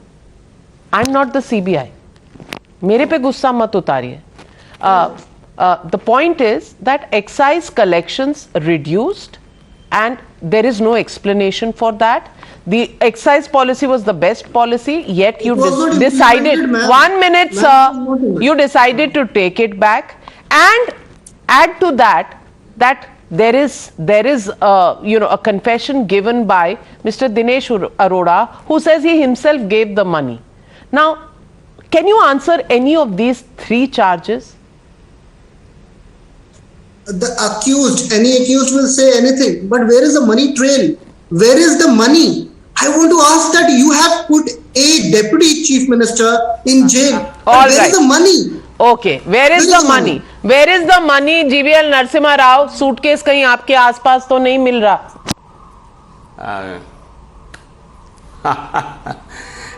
Good evening to you, all the panelists and the viewers, Navika. Aam Aadmi Party is going around making fresh round of allegations without answering any of the charges. You have asked the right question. Why did the government withdraw the policy when the whole scam was unfolded? Because they realized that their corruption has been caught. The party that came into politics claiming to be an embodiment of probity today stands rottenly corrupt. They went around calling everybody corrupt. Today they are not answering the right questions. Why has this policy, why has this deliberately caused a loss to the exchequer of over 2,800 crores? Why was the commission increased to 12%? What was this, and why was per bottle? I think it has been estimated in the media itself that a bottle of liquor, IMFL, that was sold for some 570 rupees, 560 rupees. I don't know about it. I think the commission to the liquor vendors went up from 33 rupees to 363 rupees. You gave windfall gains to these liquor mafia, and you took money, you took bribes from them. The money trail, the one check that Mr. Dinesh Arora has confessed to, is itself an evidence. What more money trail do you want? And a lot more will unfold in the investigation. Okay, now can I come in? I think if there was no, you just have to hold on. Akashdeep Puni, you just have to hold on. Allow him to complete and then you can come in. Yes, Mr. GVL Narasimha Rao, please go on. If there was no wrongdoing, they would not have withdrawn the policy, number one. If there was no wrongdoing, they would not, why is he keeping silent? Why did he not cooperate with the investigative agencies? Why? Because he knows when he opens his mouth, he will have to admit to the guilt. And when those facts come out, the Aam Aadmi Party will be tarred with the taint of corruption. So this silence is more strategic to avoid the embarrassment. The party that came into politics claiming to cleanse politics today has blackened the political arena, and they will have to explain. Kejriwal will have to explain to the people of the country what is this so-called great model of governance. Is this, and then they've decided to sell off. They've decided to hand over all the liquor outlets to the private sector. Earlier, the government shops, 60% of the shops were run by the government. And now they decided to let the private shops to decide on the price, fleece the people, and keep these liquor shops open or sell liquor until 3 a.m. in the morning. What did they want to convert? After winning Punjab, did they want to transfer? Did they want to transform Delhi into a Nasha capital? Is this what they wanted? Is this why people voted for Kejriwal? To open to open 27 shops in 37 wards each, and then flood liquor in cities so that people spoil their health. I'm not even going into the morality argument, Mr. GVL Narasimha Rao. My question is totally mathematical, and I want to ask Dr. Sanjay Jha. Dr. Sanjay Jha, I have what has been calculated through by agencies through various distributors, and this is absolutely not a part of the investigation. It is just a collection of facts, and this collection of facts says that the earlier regime gave 33 rupees as excise, that gave 33 rupees as the margin to the retailer. Okay, 33 rupees. In the new policy, this amount went up to 364 rupees. I'm bad at math, but please calculate. What they used to make was 33 rupees. Now in the new policy, they made 364 rupees. In the earlier policy, 224 rupees per bottle used to go to the government for excise collection. In the new policy, 1 rupee 88 paisa, which means 2 rupees se kam per bottle. And the final price for the consumer was 530 rupees in the earlier and 560 rupees in the new policy, which is, despite all the discount, despite the wonderful, 30 rupees more expensive, but you increase the volumes because now your margins have increased and therefore discounts become possible. So you give ek ke saath ek free. That is what happens. And I'm wanting to ask that when the volumes go up, ek ke saath ek free happens, there is excise loss to the exchequer because 2 rupees mil rahe hain, pehle aap 224 rupees le rahe the, 224, now you get 2 rupees, less than 2 rupees. All that money that was made must have gone somewhere. Now who did it go to? That's the question the CBI is asking. How can that be answered by protests on the street? How can that be answered by saying, oh, he's the best education minister, so the BJP is jealous of him? Do these arguments really wash down on the questions of the corruption charge that really come about?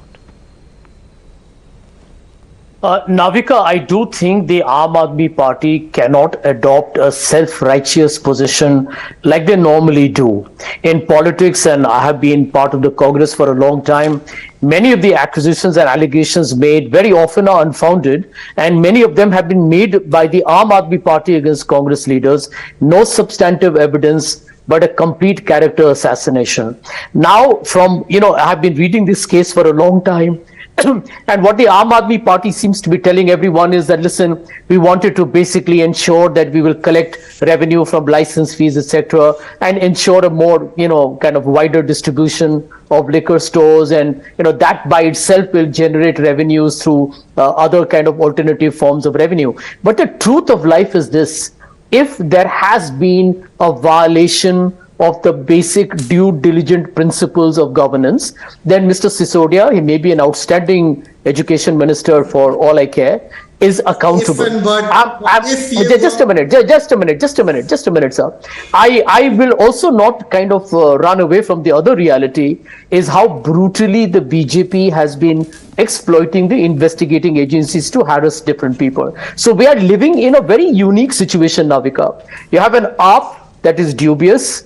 You have a BJP that is duplicitous. Just think about it. What an irony. Both these parties destroyed the UPA on that Anna Hazare Arvind Kejriwal agitation. Okay? And none of the allegations were proven, but the Congress has been routed since then. Now look at the irony. Neither the BJP nor the Aam Aadmi Party talk of the Lokpal today. In fact, I'm appalled that in a situation where there are allegations of corruption, The Lokpal is not even being mentioned by the Aam Aadmi Party to either defend themselves or the BJP to take the Aam Aadmi Party to town. Because if there is corruption, I want to ask a question. Where is this big infrastructure that the Lokpal was supposed to stand for to resolve allegations of corruption against civil servants and politicians? And I think that is the tragedy of our times. So I think the chickens are coming home to roost for the Aam Aadmi Party, and they cannot take any kind of cover under the subterfuge that this is political vendetta. If it is, it will have to be established in the court. Well, Dr. Sanjay Jha, you're normally not so sanctimonious, but today you've decided to take the high moral ground and so sanctimonious कि ये दोनों बड़े खराब हैं, हम बड़े अच्छे थे और इन्होंने मिलके हमें destroy कर दिया. My friend, nobody can destroy anybody if there is no weakness, on the party that is being attacked. So, you probably got destroyed under your own weight, and there must have been something. I agree, Navika, that but you didn't. The Congress's defense was appalling. The Congress's defense was appalling. I completely agree with you. Defense, I don't know, but the fact of the matter is that you're talking about the Lokpal today. You're not commenting on the fact that there is corruption that has happened. The BJP is going after opposition, all right, granted, and I can give you a lot of statistics on it. Even in your time, if the BJP has 122 political entities under investigation, the UPA had 72. So BJP is just a little ahead, but you were also ahead in 356, Article 356 usage. But there's enough that one can say about both parties. But Ishkaran Bhandari, nobody is talking about the fact that this is the second minister to go on, and the first minister of the Aam Aadmi Party who was arrested is still in jail, has applied for bail on several occasions, hasn't got it. And the saga of massage in jail by POXO accused, etc., is part of folklore now in Delhi and the rest of the country. The question is, if there is a case against Satyendra Jain, it cannot be put down to political vendetta alone because the man has not got bail. And today, when Mr. Manish Sisodia goes in, to just say that this is about the BJP putting agencies after the opposition, does it tell you the entire story?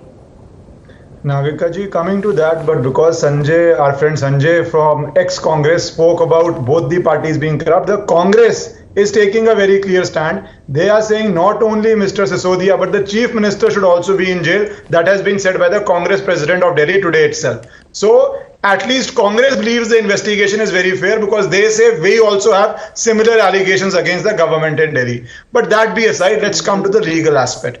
Let's be very clear. Not only is one minister already in jail who has applied multiple times for bail and not gotten the bail, this is not a case where CBI suddenly raided and caught somebody red-handed. This is something which has been going on for many months and arrests have been made in this case. So Mr. Sisodia also had the option after being summoned of seeking anticipatory bail. They have the best legal counsels available to them. If they believed that their case was strong and it was not a case of arrest, they could have always sought protection from the courts, and the courts have often enough granted anticipatory bails and interim protections.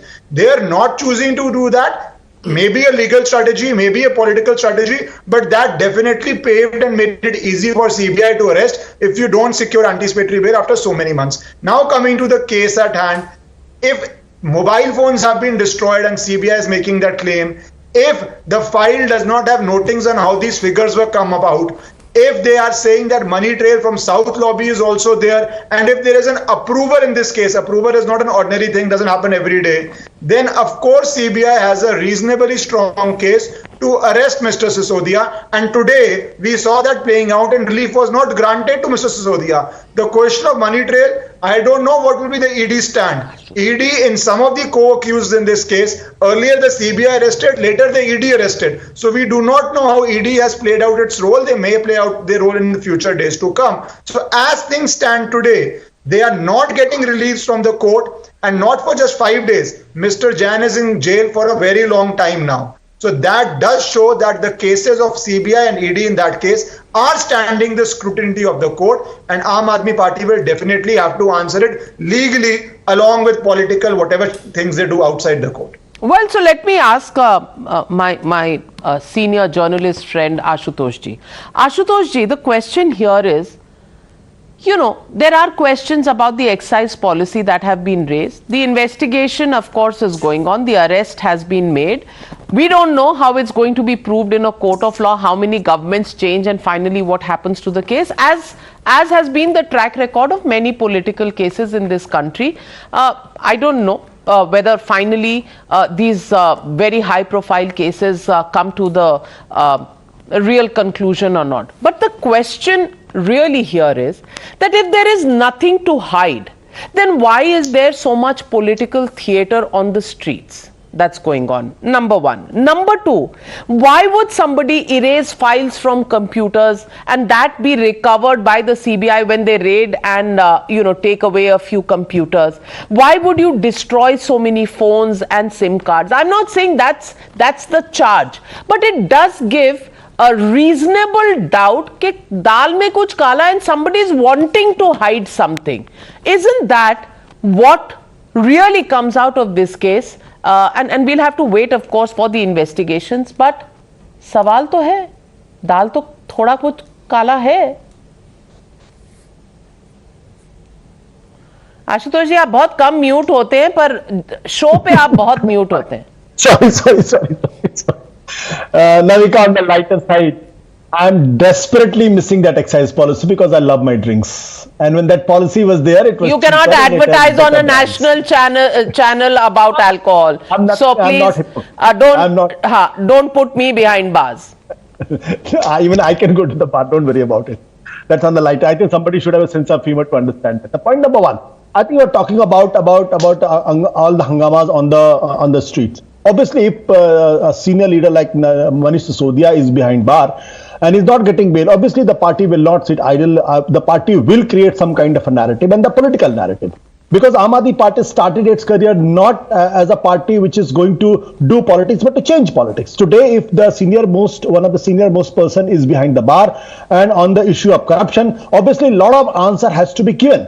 And not only to their opponents, but also to their cadre and to their supporters. So obviously, if they are on the street, it's understandable.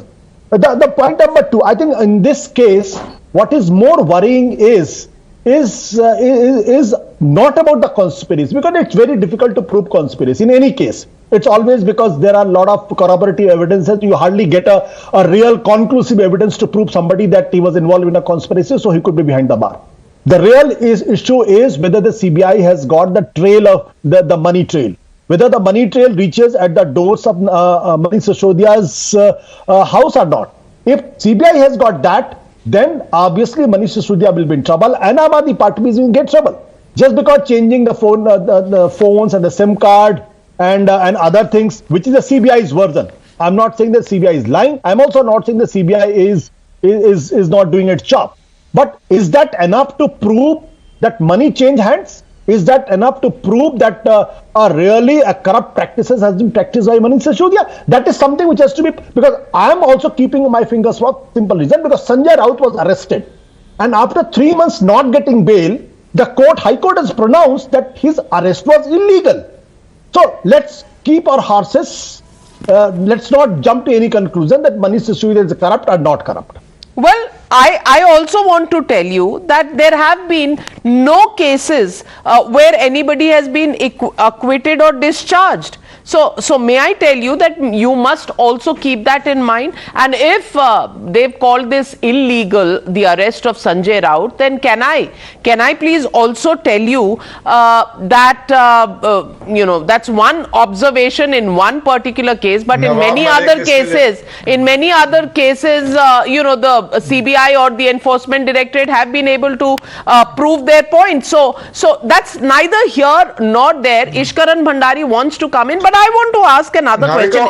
Yes, Ishkaran. Can I come in right? Also, we are talking about Maharashtra. So Mr. Sanjay Raut got bail from the trial court, not the High Court. It's pending in High Court, I think. But Mr. Nawab Malik is still in jail. Mr. Anil Deshmukh stayed in jail for 1 year. So that proves nothing. Whether you get bail or don't get bail will not prove anything in the short term. But not getting bail for a long term, definitely, like Mr. Jain is not getting, does cast an aspersion that the case is pretty strong. That is why courts are not giving you relief if it becomes a long-term incarceration. Well, so let me... I just want back. Navika, just I want for 10 seconds. See, in this country, the country has seen how Amit Shah was put in jail and he was declared Talipar. And then the same judiciary gives him clean chit. So that's what I'm saying. Let's not jump to any conclusion. A Raja, he was in jail for many months and years. But then he was given clean chit in the 2G. So my limited point is, yes, Manish Sisodia is arrested. There must have been some ground. That's why the CBI has gone after him. But whether he is going to be convicted, whether it is going to be proved that he has done something. Of course, conviction is a long way off. And GVL Narasimha Rao, the question that people of this country and question that the panelists are raising is, you can arrest people. They may not get bail also for a year or a year and a half or two. We don't know. But how many cases have got concluded? That is the question. Where are cases against Mr. Robert Vadra? Where is all that, Zameen Ghotala that really happened? What has happened in the National Herald case? When will these cases conclude? Because these are cases that really were headlines in 2013 and early 2014, and we are sitting 9 years hence in 2023 where nobody has been convicted so far. Navika, I think there are cases where convictions have happened, but certainly it takes a long time for people to be convicted in cases of corruption. We've seen some senior officers being convicted in the Colgate scam. We've seen some politicians being jailed in Colgate scam. And all this has happened in the last 7-8 years. And there are former chief ministers have been arrested in Jharkhand. Lalu Prasad was arrested. So many cases, it's not that nothing happens. But certainly there are many cases which have not come to the conviction stage so far. This government, Honorable Prime Minister, is committed to cleanse corruption in politics. And if you remember, if you can go back to even his Independence Day speech, I think today the political theatre is a classic case of what Honorable Prime Minister mentioned. There are people who are actually being jailed or who are being punished for corruption, but uska mahima mandal kiya jata hai. I think a glorification of corruption, which is what Aam Aadmi Party has done today. This glorification of corruption by AAP it's total degeneration. Today you have Ashutosh on the panel, who was once a comrade with Kejriwal, who joined them with that particular political narrative and agenda, and today I'm sure he understands. He himself says, okay, let the CBI prove it in the court of law. That question of disbelief no longer exists. Now everybody knows Aam Aadmi Party is corrupt. Now only the question is whether courts will pronounce them guilty based on the evidence provided before them. Today Aam Aadmi Party and Congress, they don't really have a different face. They seem almost similar. And Kejriwal, who went around making allegations against Mr. Narasimha Rao, people will raise the question that there are 121 politicians who are under investigation in your era. 115 of those are from the opposition, only 6 from the BJP or alliance partners. It's heavily skewed against the opposition, and even if it is the issue of corruption that you are fighting, it can't be कि आपकी तरफ के सब पाक साफ हैं और सिर्फ the chores exist on the other side. Perception is an issue and your credibility is at stake because you're going only after the opposition. Navika. This happened last time as well. No, the credibility is not at stake. The numbers that you presented clearly establish our credibility. We have been able to bring in a lot of transparency in politics.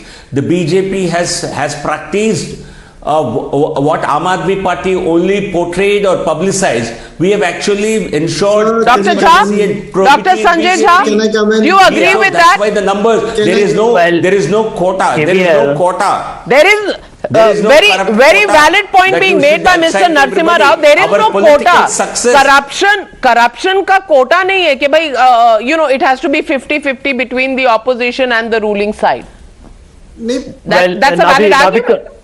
Navika, a couple of data points. Number one, the ED and the CBI's conviction rate under Mr. Modi's government is abysmal low compared to the kind of raids that they have done. Number two, the number of criminals represented, with all kinds of charges against them, and there are also serious charges who are part of the BJP members of parliament, is absolutely astronomical. Number three, it is very rich for Mr. Rao to give us a lecture on corruption and transparency at a time when the world is bleeding on the market capitalization meltdown of the Adani group. Mr. Gautam Adani, till I heard last, was the 38th richest man in the world from being second around 6 weeks ago. So I think there are serious questions on the way we are functioning. Fair point. And we debated those questions. Dr. Jha, on this show, on this channel. We've debated those questions when they arose. The question is, can you divert the issue of today's case? Why what the Aam Aadmi Party is saying? अरे पहले अडानी से पूछो फिर हमसे सवाल पूछना. अरे पहले उसको investigate करो then ask us. That is the corollary that I do not agree with. There should be no what about Ray. I agree. Absolutely. So that is the case. The opposition has the right to raise that question, but that cannot be the answer to why this case should not be followed by the agencies. And my question to you, Akashdeep Punia, I have a very basic question. How does Mr. Arvind Kejriwal know that the CBI officers were unwilling to arrest Mr. Sisodia? Because that's what he's tweeted today. How does he know what's happening inside the CBI? Is this something to do with the other case that is now coming up, where you wanted to snoop on everybody's phone and you had made a committee? कुछ ऐसा तो नहीं है? As we came to know that Deputy Chief Minister is going to be arrested, similarly Aam Aadmi Party came to know about this. But the point is that 168 cases has been filed by ED and CBI against Aam Aadmi Party. Only 133 has been quashed by the courts. Rest are pending. This shows the credibility of Aam Aadmi Party leaders. And this does not show the credibility of Bharatiya Janata Party. All right, but many tonight are watching that this is the second minister of the AAP government to go in, and one minister in Punjab had to resign within days of his being sworn in. Well, if that you think is adding to the credibility of the Aam Aadmi Party, I leave that to you. But what do people really think? People will comment on it when the time is right. We'll leave it at that for the moment. Thank you very much to my panelists for joining me on debate number 1. On the other side, a few days ago, Uttar Pradesh Chief Minister Yogi Adityanath pledged to run mafias in Uttar Pradesh into the ground. Mitti mein mila denge were his words. Today, an accused in the Umesh Pal murder case was gunned down in an operation by the Special Operations Group of Uttar Pradesh and the District Police. The accused's name was Arbaz, who allegedly drove the vehicle carrying the hit squad that killed Umesh Pal. Another youth, Sadakat, who is suspected to be involved in the murder, has been arrested. According to the police, he communicated with the accused via WhatsApp, and the script of the murder was plotted in his room. Remember, Umesh Pal was a prime witness in the 2005 BSP MLA Raju Pal murder case. On Friday last week, he was gunned down while getting out of the backseat of his SUV in Prayagraj. His family believes that Bahubali and jailed former MP Atiq Ahmed's clan is behind the broad daylight murder. And the debate tonight is really about the crackdown which comes 2 days after Chief Minister's warning. Take a look at this heated exchange between Yogi Adityanath, the Chief Minister of Uttar Pradesh, and Samajwadi Party Chief Akhilesh Yadav on the floor of the House. ये पेशेवर mafia और अपराधियों के सरपरस्त हैं और ये लोग लगातार यही करते रहे हैं। इनके रग-रग में अपराध भरा हुआ है। अपराध के अलावा इन्होंने कुछ सीखा ही नहीं है। क्या सच नहीं का? पूरा प्रदेश इस बात को जानता है और आज ये लोग अपनी साफ बोली की सफाई देने के लिए यहाँ पर आए हैं।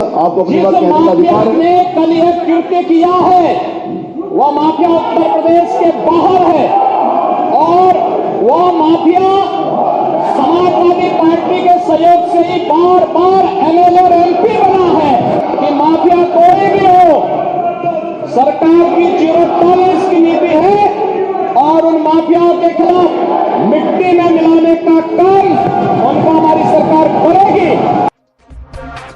And joining me tonight, senior leader of the BJP, Siddharth Nath Singh, former minister in the UP cabinet. Also joining me tonight, Anurag Bhadoria of the Samajwadi Party. Anurag Bhadoria जी, अगर कोई accused है, उस पर आप chief minister पर इल्जाम लगा रहे हैं, आपको लगता है कि accused के बारे में कोई एक्शन नहीं लेना चाहिए किसी को? मैं समझा नहीं सवाल आपका। मैं सवाल पूछ रही हूँ कि आप एनकाउंटर इसे बुला रहे हैं, आपके पास कोई तथ्य हैं?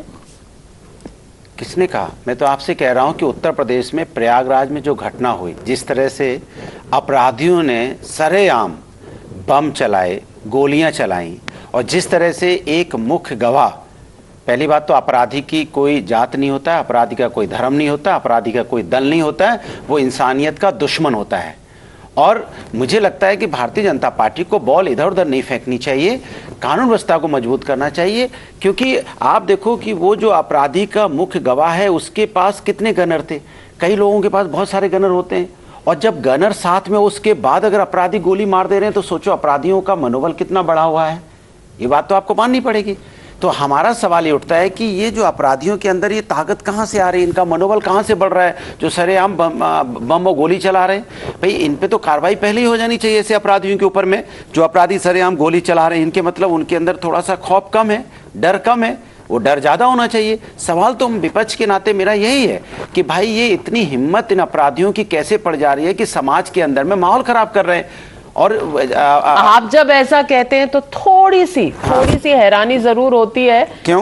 क्योंकि समाजवादी पार्टी की जब सरकार थी तो लॉ एंड ऑर्डर का जो सिचुएशन था वो आप देश की जनता से पूछ सकते हैं। But Siddharth Nath Singh, my question to you is, they are linking the statement by the chief minister and questioning on this incident in Prayagraj. How do you respond to that?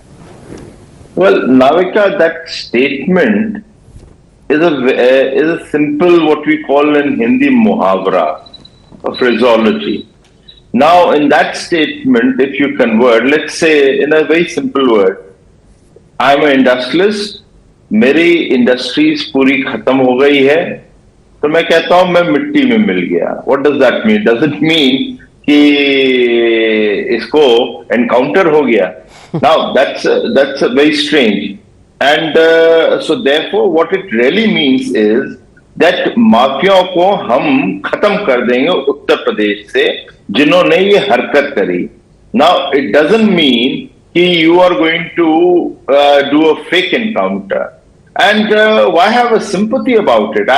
I've seen it. Bhadauria जी न बोले इस समय, मगर मैंने बड़े statement देखे आज उत्तर प्रदेश की असेंबली के बाहर अंदर भी लोग कहते रहे ये फेक एनकाउंटर है समाजवादी पार्टी की तरफ से। Why do that? आपको इसके साथ, इन लोगों के साथ सिंपैथी क्या है? हम तो कह रहे थे कि हम माफियाओं को मिट्टी में मिला देंगे, योगी जी ने खुद कहा था। तो माफियाओं को कहां मिलाया जाएगा भाई? उनको उठा के ताजपोशी तो नहीं करी जाएगी। तो इसलिए मिट्टी में मिला देंगे तो अच्छी चीज है। ये तो मुहावरा है। अब भदौरिया जी भी आप भी जानते हैं ये मुहावरा है, इसमें कोई गलत चीज नहीं है। तो आपको दिक्कत किस बात की? मुझे दिक्कत इस बात की है कि कानून व्यवस्था इतनी मजबूत होनी चाहिए कि भाई किसी भी अपराधी की हिम्मत ना पड़े कि सरेआम गोली बारूद चला दे। कोई पहली घटना तो है नहीं, इसके पहले कानपुर में हुई थी, उन्नाव में लखीमपुर में क्या हुआ था, रौंद दिया गया था। भाई चाचा लोगों को रौंदा गया। तो मेरा सवाल इतना है कि ये हिम्मत आ कहां से रही है लोगों के अंदर में? अच्छा, पहले नहीं थी, अब आ रही है। नहीं, अभी जो भाई अभी तो घटना अभी होगी, उनकी बात होगी ना। देखिए, हमेशा इस बात को लेके कि नहीं पहले ऐसा होता था, अब ऐसा होता है, सरकार सर आपकी है, और ये मेरी जिम्मेदारी विपक्ष होने के नाते आपको आईना दिखाना और हकीकत बताना कि समाज के अंदर में क्या हो रहा है।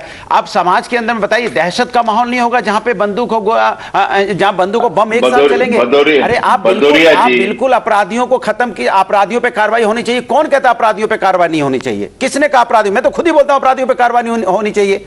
लेकिन आप दिक्कत है कि जब घटना हो जाती है उसके बाद आप कहते हो जब घटना हो जाती है तो पूर्वोत्तर में ऐसा होता था, पहले वैसा। मैं कह रहा हूं घटना हो क्यों रही है? जब लखीमपुर में घटना हुई थी तब भी आपने यही बात कही थी, और जब हाथरस में बेटी के साथ अन्याय हुआ तब भी यही बात कही थी, आज प्रयागराज में घटना घटी तब भी यही बात होगी। तो कब तक आप पुरानी बातों को ये बोल बोल के इधर रिस्पॉन्ड मिस्टर सिद्धार्थनाथ। नाविका, इनको खाली एक, क्योंकि हिंदी में ज्यादा हो रही है डिबेट, तो मैं एक शेयर अर्ज करता हूं, भदौरिया को बड़ा अच्छा लगेगा। हम पर कमी निकालना भूल जाएंगे आप, हम पर कमी निकालना भूल जाएंगे आप, अगर उनको तोहफे में हमने आईना दे दिया। और अब आईना देना शुरू करता हूं मैं। So let me give little facts. 2000 मेरी नहीं है, ये एनसीआरबी की रिपोर्ट है। मैं भी सुना दूं इसी तरह। नहीं, पहले नंबर सुन लीजिए, फिर आपका शेर व शायरी होगा। पहले number. Let me come on the NCRB. NCRB report says that, and comparing with 2016, that was the last year of Akhilesh Yadav ji's government, with 2022, उसमें कहते हैं डकैती जो है वो 80.31% गिरी है, लूट जो है वो 61.5% गिरी है, और 32 अपराध जो है 32.45, और जो बलवा का जो मामला होता है वो 51.61, और अपहरण का जो है वो 43.18, और अपराध में जिस तरह से बलात्कार होता है वो 21.75। Now Navika, these are called the organized crime. Most of them are called the organized crime. तो ये जब गिरता है तो how do you translate and how do you express them that the organized crime has come down? And let me be honest. What had happened in Prayagraj is my own constituency, and I know what is happening in Prayagraj and the way we have acted and brought down the law and order in control and check. Now, it should not have happened, and I feel sad, and the government feels bad about it, and we take that we will correct it if what has happened. So, उसमें कोई दो राय नहीं है. Let me make that very, very clear. But these figures of NCRB जो है भदौरिया जी बड़े clear है कि उत्तर प्रदेश में कानून व्यवस्था बेहतर हुई है। आप एक एक जो है इसको अंग्रेजी में कहते हैं, since we are on the Times Now, कि don't do cherry picking. Lakhimpur ले लिया, आप बोल रहे कानपुर ले लिया, वो सब भी नहीं होना चाहिए था। मगर रोज जो हरकतें हैं, जो कानून व्यवस्था के तहत महिलाओं को जो सुरक्षा नहीं दिखती है, जिस प्रकार से, और ये भदौरिया जी अब मैं एक बड़ी फैक्ट पे आ रहा हूं, उसके बाद आपकी शायरी सुनूंगा, और इसको सुनिए। अतीक अहमद कोई आज का नहीं है, पुराना पनपा हुआ वो मुलजिम है। आपने किस लिए उसको सांसद बनाया था, इसका पहले जवाब दीजिए। आपने उसको क्यों विधायक बनाया? आपने उसके भाई अशरफ को आपने क्यों समर्थन किया? आपने क्यों नहीं एक्शन लिया था जब जो वहां पे मेरी कॉन्स्टिट्यूंसी है, जब वहां पे मस्जिद के अंदर रेप हुआ था लड़कियों का, वो भी मुस्लिम लड़कियों का। मायावती वहां अगर मैं आपसे सवाल पलट के पूछूं कि उन्नाव का विधायक किसने बनाया था, उसपे किस तरह का रेप है, किस तरह के चार्जेस हैं, रेप है या नहीं है, चार्जेस किस तरह के बता दीजिए आप। भदौरिया जी मेरी बात सुनिए। नहीं, आप सेलेक्टिव मत होइए। अभी आपने ही सवाल छेड़ा है। नहीं, कितने विधायक सांसद भारतीय जनता पार्टी में ऐसे हैं जिन पे आपराधिक मुकदमे, जरा आप बता दीजिए, लगे हाथ बता दीजिए ना सर, लगे हाथ बता दीजिए कितने सांसद विधायक हैं। अरे अब आप सुनने को तैयार नहीं है। आपने उन्नाव की बात कही तो वो उसका जवाब दे। नहीं, मैं दूसरा भी लगे हाथ पूछ रहा हूं। अरे कई सवाल एक साथ पूछ लेता हूँ। कितने सांसद विधायक ऐसे हैं बीजेपी के जिन पे आपराधिक मुकदमे मान रहे हैं कि आतिक? अरे हम कुछ नहीं मान रहे हैं, वो मान रहे हैं कि उन पे आपराधिक मुकदमे, सुन लीजिए, आप मान रहे हैं। नहीं, उन पे अपराध नहीं, मेरे मानने से नहीं जानने से क्या होता है। सरकार इनकी जवाबदेही इनकी बनती है, ये अपनी जवाबदेही से बांध नहीं सकते। सरकार आपकी है, जवाबदेही सिर्फ आपकी है, विपक्ष की कोई जवाबदेही नहीं। विपक्ष की जवाबदेही है, हम इनको आईना दिखा रहे हैं। चलिए बताएं। आपको जवाब दे रहा हूँ, प्यार से सुनना। नहीं, हम तो प्यार से ही मैं झगड़ा करने वाला व्यक्ति नहीं हूं, आप भी जानते हो, और उसको प्यार से सुनना। आप अतीक अहमद को कानपुर के विधायक से आप उसका कंपैरिजन कर रहे हो, जो कंपैरिजन लायक है नहीं। बट हाँ, कानपुर में जो हरकत करी, जो हरकत हुई, वो हमारी सरकार थी जिसने उसको अरेस्ट किया, सीबीआई को दिया और उसको अरेस्ट भी किया। ये हमारी सरकार थी। आपने अतीक अहमद पे किया? हाँ, मैं बोलूं, उसका जवाब पहले दीजिए। आप सुन तो लीजिए, उसका जवाब दीजिए। अरे सुन लीजिए सर, आप हो गया, आपका जवाब हो गया। तो आपने शेर बोला था, तो मैं भी दुष्यंत का एक शेर आपको सुना दूं। ये सोचकर कि दरख्तों में छांव होती है, यहां पीपल के साये में आके बैठ गए।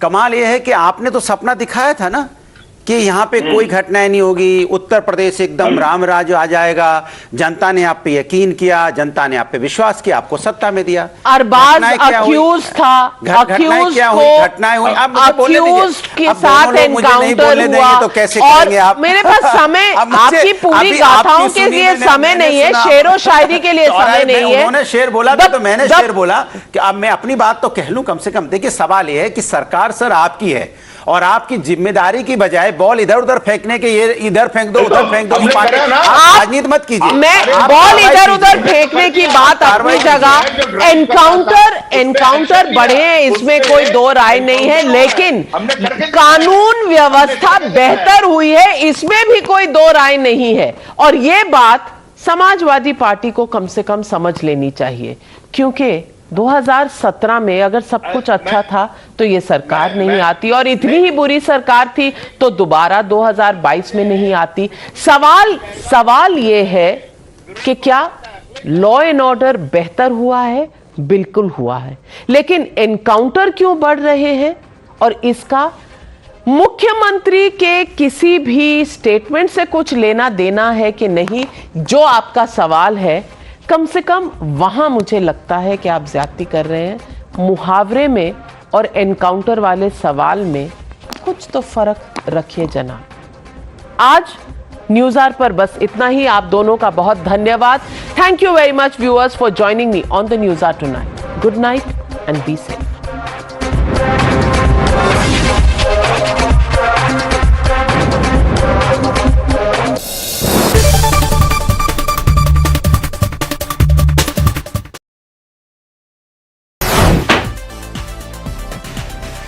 आ चुका है पोको X5 Pro का बॉक्स टेबल पे। अब इसको जल्दी से करेंगे अनबॉक्स। ब्लैक और येलो कलर का ये बॉक्स है, जो ज्यादातर पोको के स्मार्टफोन पे आपको येलो कलर, जो इसका सिग्नेचर कलर है, वो दिखाई देगा। Sometimes it is really tricky to take the tapes off, so let me try it with my nails. One tape down successfully. Guys, ये जो फीलिंग है ना अनबॉक्स करने वाली, ये काफी ही मजेदार लगती है। जब भी आप कोई नया गैजेट अनबॉक्स करते हैं तो मजा तो आता है। जैसे कि यहाँ देखेंगे, बॉक्स के पीछे की तरफ बहुत सारे डिटेल्स लिखे हैं, बॉक्स के बारे में फीचर्स लिखे हैं, वो दिखाएंगे और उसके बारे में बात करेंगे जब फोन हाथ में आ जाएगा। Inside the box you get this little paper box as well, जिसमें ज्यादातर पेपर वर्क और प्रोटेक्टिव केस ही होता है। लाइक आई सेड, वही मिला है हमको। यहाँ पर एक छोटा सा मैनुअल टाइप है। यहाँ पर फोन को प्रोटेक्ट करने के लिए आपको मिलता है ट्रांसपेरेंट प्रोटेक्टिव केस, और साथ में SIM ejector tool, which is very basic. अब मुझे बॉक्स के अंदर दिखाई दे रहा है हमारा डिवाइस, जिसके बारे में ये वीडियो बना रहे हैं। उफ, very vibrant and peppy yellow colour. Just like the box, the smartphone also boasts the combination of black, or call it dark gray, along with yellow. और कॉम्प्लीमेंटिंग डिजाइन आपको फ्रेम्स पर भी दिखेगा। जो कलर आपको यहाँ कैमरा मॉड्यूल पर दिख रहा है, पीछे ये जो पैच पर दिख रहा है, वही आपको उसी कलर का फ्रेम दिखाई देगा विद येलो एक्सेंट्स। वेट की बात करें तो अच्छा है, लाइट वेट है, और यहाँ पे जो येलो है this is little bit dull, not as vibrant as the box और प्रॉपर येलो। वैसे तो मैट फिनिशिंग है, लेकिन ये जो कलर है इसके अंदर हल्का सा ग्लिटर आपको दिखाई देता है। फ्लैशी नहीं है, अच्छा है। इसको साइड में रखते हैं, अभी ऑन भी करेंगे और उसके बाद स्मार्टफोन के बारे में बात करेंगे। पहले देखते हैं और क्या आपको बॉक्स के अंदर दिखाई देगा। You also get a 67 watt charging brick. I really liked how they have written 67 watt here. बहुत ही बढ़िया फॉन्ट लग रहा है, कुछ डिफरेंट देखने को मिला, वरना ज्यादातर यहाँ पर नॉर्मली लिख देते हैं 67 और 80। तो ये जो इसने हल्का सा छोटा सा अटेम्प्ट किया है with the design, I really like. साथ में आपको मिलता है type C cable with orange accents.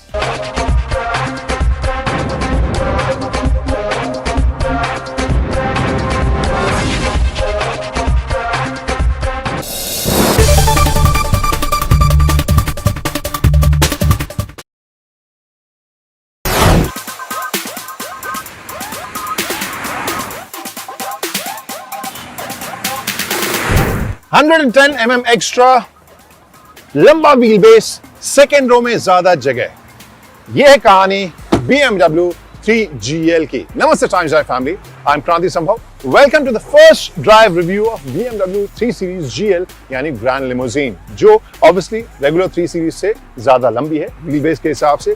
कुछ एक चेंजेस इसमें हुए हैं, तो इस वजह से ये हम वीडियो कर रहे हैं उन चेंजेस के बारे में बताने के लिए, और ये भी जानने के लिए कि जो दावा है कंपनी का सेकेंड रो में ज्यादा आराम का, ज्यादा स्पेस का, वो दावा पूरा हो पा रहा है या नहीं। So before I start talking about this car, सबसे पहले टाइम्स ड्राइव के बारे में आपसे बात करता हूं या अपील करता हूं। अभी तक अगर आपने सब्सक्राइब नहीं किया है तो प्लीज सब्सक्राइब कीजिए हमारे चैनल को, और सोशल मीडिया पर बाकी जो भी हैंडल्स हैं वहां पर टाइम्स ड्राइव के नाम से आप सर्च करें, उसे भी फॉलो करें। लेटेस्ट खबरें आपको मिलेंगी, और timesdrive.in है हमारा वेबसाइट, वहां पर तो लेटेस्ट खबरों के अलावा डिस्काउंट्स और जो स्पाई पिक्स हैं, आने वाली गाड़ियां हैं, उन सब के बारे में खबरें मिलेंगी।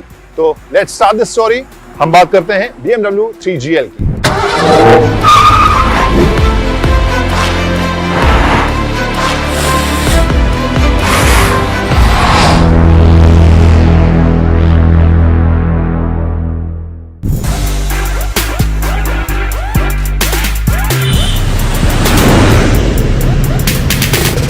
क्रांति Sambhav reporting from the second row of BMW 3GL। आमतौर पर ये वाला हिस्सा स्टोरी में बाद में आता है, लेकिन जब यूएसपी यही है तो फिर why not start the story with this. और यहाँ पे सबसे पहली चीज जो मैं देख पा रहा हूँ उसमें कुछ बताने की जरूरत भी नहीं है। आई एम 6'3", बावजूद इसके लेग रूम, नी रूम आप देख सकते हैं कितनी ज्यादा मुझे यहाँ पर मिल रही है, यानी बहुत ज्यादा आरामदेह आपको ये एक्स्ट्रा जो व्हील बेस है, एक्स्ट्रा जो इसका लेंथ है, वो आपको सेकेंड रो में देने वाला है, काफी ज्यादा एक्स्ट्रा आराम स्पेस के हिसाब से।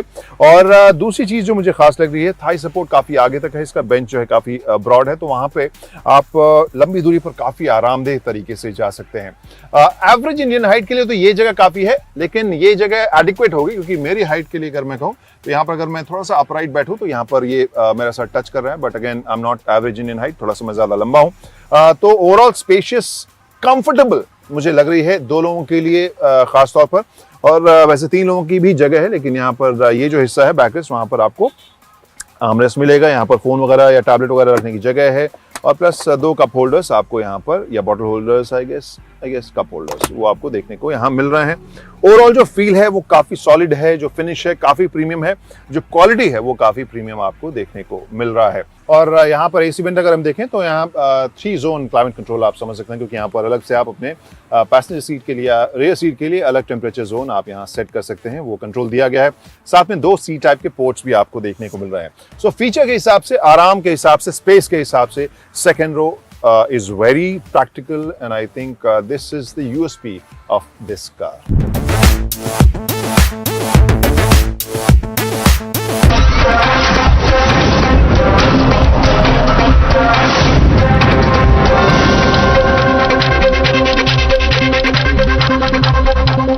Good evening and welcome welcome. You are watching the Newshour Agenda. I am Padmaja Joshi. After day-long protests across the country against the arrest of Delhi Deputy Chief Minister Manish Sisodia, the evening brought bad news for the Aam Aadmi Party. Sisodia was sent to 5 days of CBI custody after the agency sought his remand for custodial interrogation. Through the day, the Aam Aadmi Party held protests calling the arrest a witch hunt by the Modi government. They also asked why the action was reserved only for political opponents of the BJP when businessmen and political aides of the Saffron Party were given a free run across the country. इंतहा है और इसका अंत जरूर होगा। मोदी सरकार ने अब तानाशाही की सारी पराकाष्ठा पार कर दी है। अब इनके तानाशाही के अंत का समय आ रहा है। अभी तो आप देखिए आगे कोर्ट की कार्रवाई है। हमारे जो वकील साहिबान हैं वो न्यायालय में अपना पक्ष रख रहे हैं। क्या निर्णय आता है देखिए। नहीं, छापेमारी, घर पे छापा, बैंक में छापा, गांव में छापा, ऑफिस में छापा, देश भर में छापा, आज तक कुछ मिल क्यों नहीं रहा है? भ्रष्टाचार हुआ तो कुछ तो भ्रष्टाचार हुआ तो कहीं तो कुछ मिलना चाहिए। ये चीज तो साफ दिख रही है कि कहीं ना कहीं इसके पीछे राजनीतिक विद्वेष की मंशा है। ये एक बहुत महत्वपूर्ण अहम फैसला सीबीआई कोर्ट द्वारा अभी दिया गया है और जैसे कल से हम देख रहे हैं कि एक तरफ कानून अपना काम कर रहा है, जो जांच एजेंसी हैं वो ईमानदारी से भ्रष्टाचारियों को कानून के तहत कार्रवाई करती हैं। अराजक अपराध पार्टी ना संविधान का सम्मान करती है, ना न्यायालय का सम्मान करती है, ना जनता का सम्मान करती है और ना कानून का सम्मान करती है। Now, these charges were backed up by other political parties as well. Kerala Chief Minister Pinarayi Vijayan called it an example of how BJP misuses agencies to intimidate the opposition. Akhilesh Yadav called it a confirmation of how the BJP has conceded defeat even before elections in 2024. From the Shiv Sena to JMM to NCP to the left, everyone joined ranks to back up the Aam Aadmi Party. First, listen in to the backing that Manish Sisodia got today. Kejriwal ji has already said the other day when he had come out to Matushri that people who are scared of people who are actually being targeted are those who are coming ahead speaking the truth very often. But about Sisodia ji, I haven't gone into the details. However, you can see a common pattern that the opposition parties are being harrowed and harassed constantly by the government agencies. One thing I am 100% sure, whatever the central government is doing, it is doing to destroy opposition. They are trying to find some faults, and any Indian, everybody has some fault in their back. So if you like, you can use that to demolish person. I do not know what fault he has. I had no relation. देखिए, को प्रभावित कर सकें, जनता ये देख रही है, क्योंकि बेरोजगारी का इनके पास जवाब नहीं है, महंगाई का जवाब नहीं है। दिल्ली की सरकार को हमारे मुख्यमंत्री जी का काम करने का तरीका सीखना चाहिए। अगर LIC और SBI ने पैसा किसी प्राइवेट कंपनी में लगाया है तो उनके खिलाफ अधिकारियों की जांच करना चाहिए, उन्हें जेल भेज देना चाहिए। जेल वो नहीं जा रहे हैं, जेल वो जा रहे हैं जो सुधार कर रहे हैं। और फिर बीजेपी को ये बताना चाहिए कि मित्र की पहचान बुरे दिन में ही होती है। The question though is, how much substance is there really in this united claim of a witch hunt? Is the opposition united in being wholesale persecuted by the centre, or is it their own united indiscretions and corruption that unite them against a central probe? And finally, is there a pattern to how cases are opened and prosecuted against those parties that the BJP finds inimical to its interests? You're watching the News Hour at 10, debate number 1 on Times Now, Super Prime Time. All right, joining us now, Sanju Verma, national spokesperson of the BJP, Shantanu Sen, former joint director of the CBI, Huda Zariwala, political analyst, Parvinder Singh Sethi, political analyst, Vivek Silas, national spokesperson of the Samajwadi Party. And my first question is to political analyst Tehseen Poonawalla. I want to start with you, Tehseen. Pinarayi Vijayan today said, and I quote, "This is intimidation of the opposition and murder of democracy." Sitaram Yechuri called it utterly reprehensible and a weaponizing of central investigating agencies to destabilize elected governments and destroy democracy. Do you agree with this assessment? I do, Padmaja. And the data and the numbers speak for themselves. During the UPA era, the CBI was misused. It was called a cage parrot by the Honorable Supreme Court. The ED was misused, but here is the data from the Ministry of Home Affairs. 60% of the raids by the CBI during UPA 1, UPA 2 was on opposition, 40% on UPA and UPA allies. In case of ED, it was almost 50-50, 51% in case of opposition, 49% on UPA allies. Today, that number from 60% and 50-50 is a 95%. So the Government of India data says out of the 124 raids by the CBI, 118 have happened on opposition and just 6 on BJP and its allies.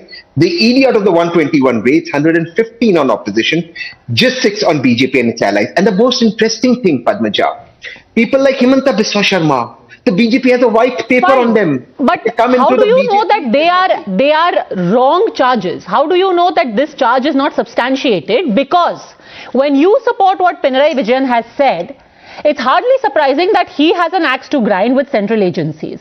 It is just on the 15th of February that former Principal Secretary to Pinarayi Vijayan was arrested by the Enforcement Directorate in the Life Mission scam. I want to quote to you, Tehseen, what the Congress's leader of opposition in the Kerala Assembly said on the arrest of Mr. Shiv Shankar. He said, "Why is Pinarayi Vijayan afraid of CBI investigation? If the left has nothing to hide, they should be ready to withdraw their petition in the apex court against a CBI investigation in the case. This is the need of the hour." This is what V.D. Satishan of the Congress has said about the Enforcement Directorate arresting a key aide of Pinarayi Vijayan. So when it happens in Kerala, the ED is great. When it happens elsewhere, the ED is bad. Make up your mind. I am very clear on this. The Congress must stand up on a moral principle for all opposition. They must. Because what is happening today is a gross abuse by the Narendra Modi government. Allow me 2 examples. I gave you the example of Himanta Biswa Sharma, on whom the BJP got a white paper. Action started when he came to the BJP, nothing happened. I'll give you 2 examples. Mukul Roy. Action started on him. He comes from the TMC into the BJP. There is zero action on him. Then he goes back into the TMC. Action is started. Ajit Pawar. Okay. Action starts on him. Let's not go back into he comes in David. Let me actually read out to you the court order today. Let's help you save your breath. V.D. Satishan is misplaced. Even Ramesh Chennitala is misplaced because the entire opposition in Kerala, by the way, is united in saying solar scam hua hai, life mission scam hua hai, gold smuggling scam hua hai. And all of these are being probed by central agencies, and every single arrest is being welcomed by the Congress as far as Kerala is concerned. Today, while sending Mr. Sisodia into custody, what has the court said? The court has said the investigation conducted in this case so far is alleged to have revealed that the accused Manish Sisodia played an active role in commission of alleged offences, as he is being a member of the group of ministers as well as excise minister, and manipulated certain changes in the cabinet note which was prepared on draft policy and put up along with the expert committee report and the comments taken and opinions received from general public and stakeholders. I agree. This is what the court is saying in its order today. Yes, and the violations. And the violations. I'll tell you the violations of the GND TD Act 1991, Transaction of Business Rules 1993, Delhi Excise Act 2009, Delhi Excise Rules 2010, Excise Department waiver of answer to the order today. This is the order. We don't even have to go into any background. The court today was presented with the following evidence so far by the agency. Tehseen. Here is what the court found. The court said that we have found that he played an active role. He is the excise minister. He headed the group of ministers. He changed the conditions and there was manipulation on his part. So we send him for custodial interrogation. The Congress in Kerala is completely misplaced in its support to the ED. Is the court also misplaced? So allow me to make my point. I agree with all those charges. I'm reading out the charges in them. I agree. But that does not demand an arrest. Let me be extremely clear, Padmaja. You don't need to take away his liberty. Padmaja, please, may I make my point? I'll just take 30 seconds and I'll end. 30 seconds. Go on. Just 30 seconds and the BJP spokesperson may go. Manish Sisodia was not running away anywhere. You could have impounded his passport, asked him to come every day to the CBI office for interrogation. There's no evidence that he's not cooperated with CBI, except for saying that I will not self-indict myself, which is a fundamental right under Article 20/3 of the Indian Constitution. One second, let me finish. Please allow me to finish. Finish. Go on. Yes. What I'm trying to say is, when you take away somebody's liberty, that is the worst thing to do. There is no evidence of Manish Sisodia trying to flee or run away. But now, what you are arguing goes against the very wisdom of what the court has said today. What we are arguing now is moot. I believe the court is wrong in its opinion in taking away liberty. The court is wrong. I'm telling you. Okay, the court is wrong. In taking away liberty. Taking away liberty. So your own, I don't think liberty should be taken. LOP of the party that you support is wrong.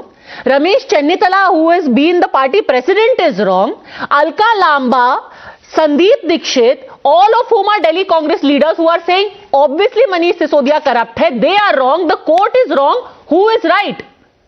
One second, Padmaja. I am saying the Delhi scam should be investigated. Manish Sisodia must answer, but there was no need to take away liberty. Okay. You don't take away liberty this way. There is no need to take away the liberty, Sanju Verma. There is no need to take away the liberty. This is an overkill, Sanju Verma. Padmaja, Tehseen has spoken for 10 minutes. I need less than half the time to put forth my argument. First and foremost, I don't think Tehseen or Sanju Verma or even Padmaja Joshi, anyone for that matter, has the prerogative or the right to run foul of the courts and tell the courts how they need to function. Point number one. Point number two, for Tehseen to conflate the Sharab Ghotala, the liquor scam in Delhi with, personal or civil liberties being infringed upon, I think that is carrying things a bit too far. Let's not conflate and confuse issues. As Tehseen rightly said, on one point I agree with him. He read out a couple of rules. The Transaction of Business Rules 1993, Delhi Excise Act 2009, Delhi Excise Rules 2010, GNCTD Act of 1991. Yes, all these acts and rules were violated by Manish Sisodia to obtain pecuniary commercial advantage. Please read the entire CBI charge sheet. I have done that. I'll give the third most important point. In any case, in any part of the world, be it a democracy, a monarchy, a dictatorship, what have you, it is the word of the witnesses which is paramount. And on 14th November at 10:30 a.m. and then on 16th November exactly at 10:30 a.m. copious statements were made by Dinesh Arora, who turned approver. He has been a close associate of Manish Sisodia, and mind you, the CBI, before making him an approver, actually under section 306 of the CRPC, first obtained permission from the Delhi High Court. Okay. Every single procedure was complied with. Please, Padmaja, you gave him a free run. No. Give So me I want to come down to more. the politics of it. See, we have been through the process. We have argued this ad nauseum, and now ultimately it is going to be up to the courts and the CBI to prove its case in court. My point is... Can I please finish? Yeah, no, just a second. I do not want to get into the minutiae of the investigation so far because we have debated it ad nauseum. I am talking about the politics. Let me please open this up. So let me just make my last point. Okay, make your last point. Make your last point. Go on. Thank you. So, let us agree to disagree. But Tehseen has to understand that the CBI followed every rule in the rule book. And Dinesh Arora has turned an approver. Are you saying that the approver's words count for nothing? And the most important thing, I have been attending debates since yesterday, and the only thing that Aam Aadmi Party spokespeople say on their, leaders' behalf and in their defense is, oh, PM Modi, Narendra Modi, humse dar gaye. क्यों डरेंगे आपसे? You were saying we will form the government in Gujarat. You were reduced to 12.8% vote share and just a measly 5 seats. You said we will win Gujarat. You were reduced to a measly 2 seats with a 6.3% vote share. तो नरेंद्र मोदी आपसे डर गए. हम तो 16 राज्यों में सत्ता में हैं. ओके, जवाब दीजिए कि जब गुजरात इलेक्शन के पहले रेड्स हो रही थी तब ये कहा गया था कि गुजरात इलेक्शन में बीजेपी आम आदमी पार्टी से डरी हुई है इसीलिए रेड्स करा रही है. Why are there arrests now? अब तो कोई इलेक्शन नहीं है जिसमें Aam Aadmi Party is a major factor. अब मनीष सिसोदिया को क्यों अरेस्ट किया है? नहीं, देखिए, नहीं पहले एमसीडी चुनाव को 1 साल तक टाला गया.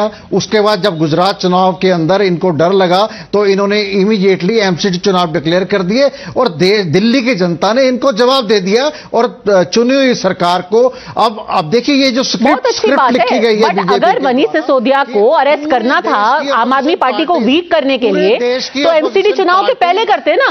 अभी करने का क्या फायदा है? अब तो हो गए चुनाव, आप जीत गए, मेयर भी बन गया, डेप्यूटी मेयर भी बन गया। गुजरात में ये घबरा गए, गुजरात के अंदर ये घबरा गए। नहीं, गुजरात के अंदर ये घबरा गए। अब देखिए, मेयर बनाने के लिए चार बार लगे, सुप्रीम कोर्ट से ऑर्डर लाने के बाद मेयर चुना गया, उसके बाद भी इतना हंगामा हुआ। गुजरात में घबराए थे तो 4 महीने बाद क्यों एक्शन ले रहे हैं अपनी घबराहट पे? उसी वक्त घबरा के उसी वक्त अरेस्ट कर लेते ना, इतने महीनों के बाद क्यों अरेस्ट कर रहे हैं? अभी और भी चुनाव है, मध्य प्रदेश के चुनाव है, 2024 के चुनाव है। ये आप ये देखिए ना, जितने भी अपोजिशन पार्टी के लोग हैं, चाहे इन्होंने पहले देखिए सरकारें गिराई हैं, चाहे कर्नाटक के अंदर गिराई हो, चाहे मेघालय कोई भी इन्वेस्टिगेटिंग एजेंसी का एक्शन घबराहट की वजह से होता है, mister Sethi, hold on a second, अगर कोई भी इन्वेस्टिगेटिंग एजेंसी का एक्शन घबराहट की वजह से होता है, then why is it that on the 22nd of August 2022 the Punjab Vigilance Bureau under the Aam Aadmi Party government arrested former Congress minister Bharat Bhushan Ashu in an alleged corruption case. In May 2022, 15 to 20 cops from Punjab police arrested BJP leader Tajinder Bagga from his Delhi home for alleged threat to Kejriwal. In August 2022, Bharat Bhushan Ashu was sent to police remand till August. Then in October 2022, former Punjab minister, who's from the Congress, Sundar Sham Arora, arrested for offering 50 lakh bribe to official. Why is it also, sorry, he's the BJP leader. Why is it that in Punjab, when the Vigilance Bureau, Vigilance Department goes after BJP and Congress, that is perfectly fine.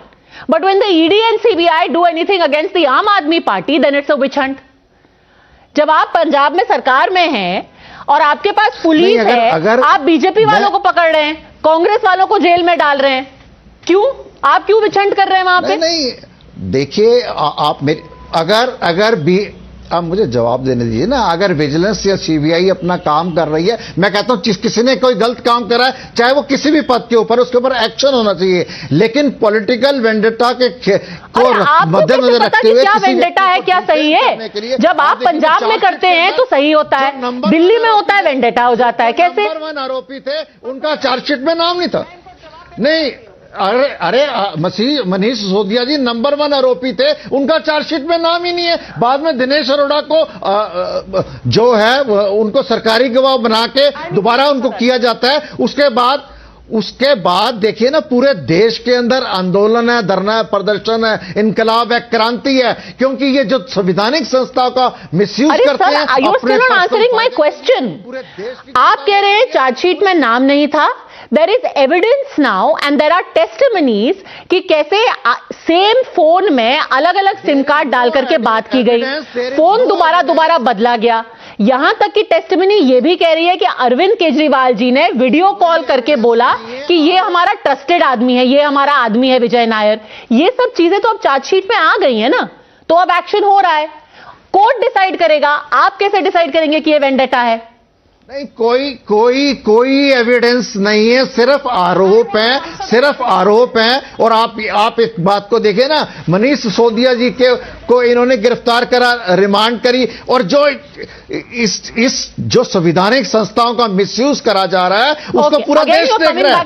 Without actually telling me how. So just a second, Sanju Verma, let me get in the former joint director of CBI, Mr. Shantanu Sen. Sir, how do you evaluate these different cases in different parts of the country, especially when it comes to a CBI investigation? The argument right now is there is no money trail vis-a-vis Manish Sisodia.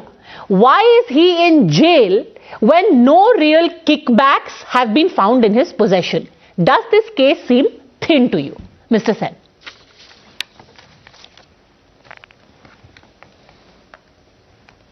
Padma जी, अभी ये case तफ्तीश हो रही है. This case is being investigated and there is no finding so far. During investigation,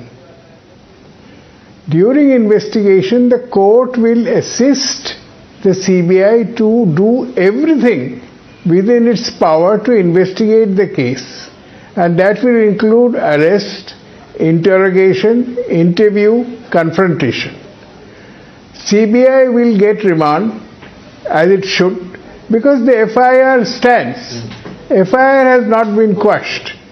So we are in the stage of initial investigation, And Mr. Sisodia is facing serious criminal charges, and these charges have been raised by no less than the Lieutenant Governor of Delhi with the approval of the Home Ministry.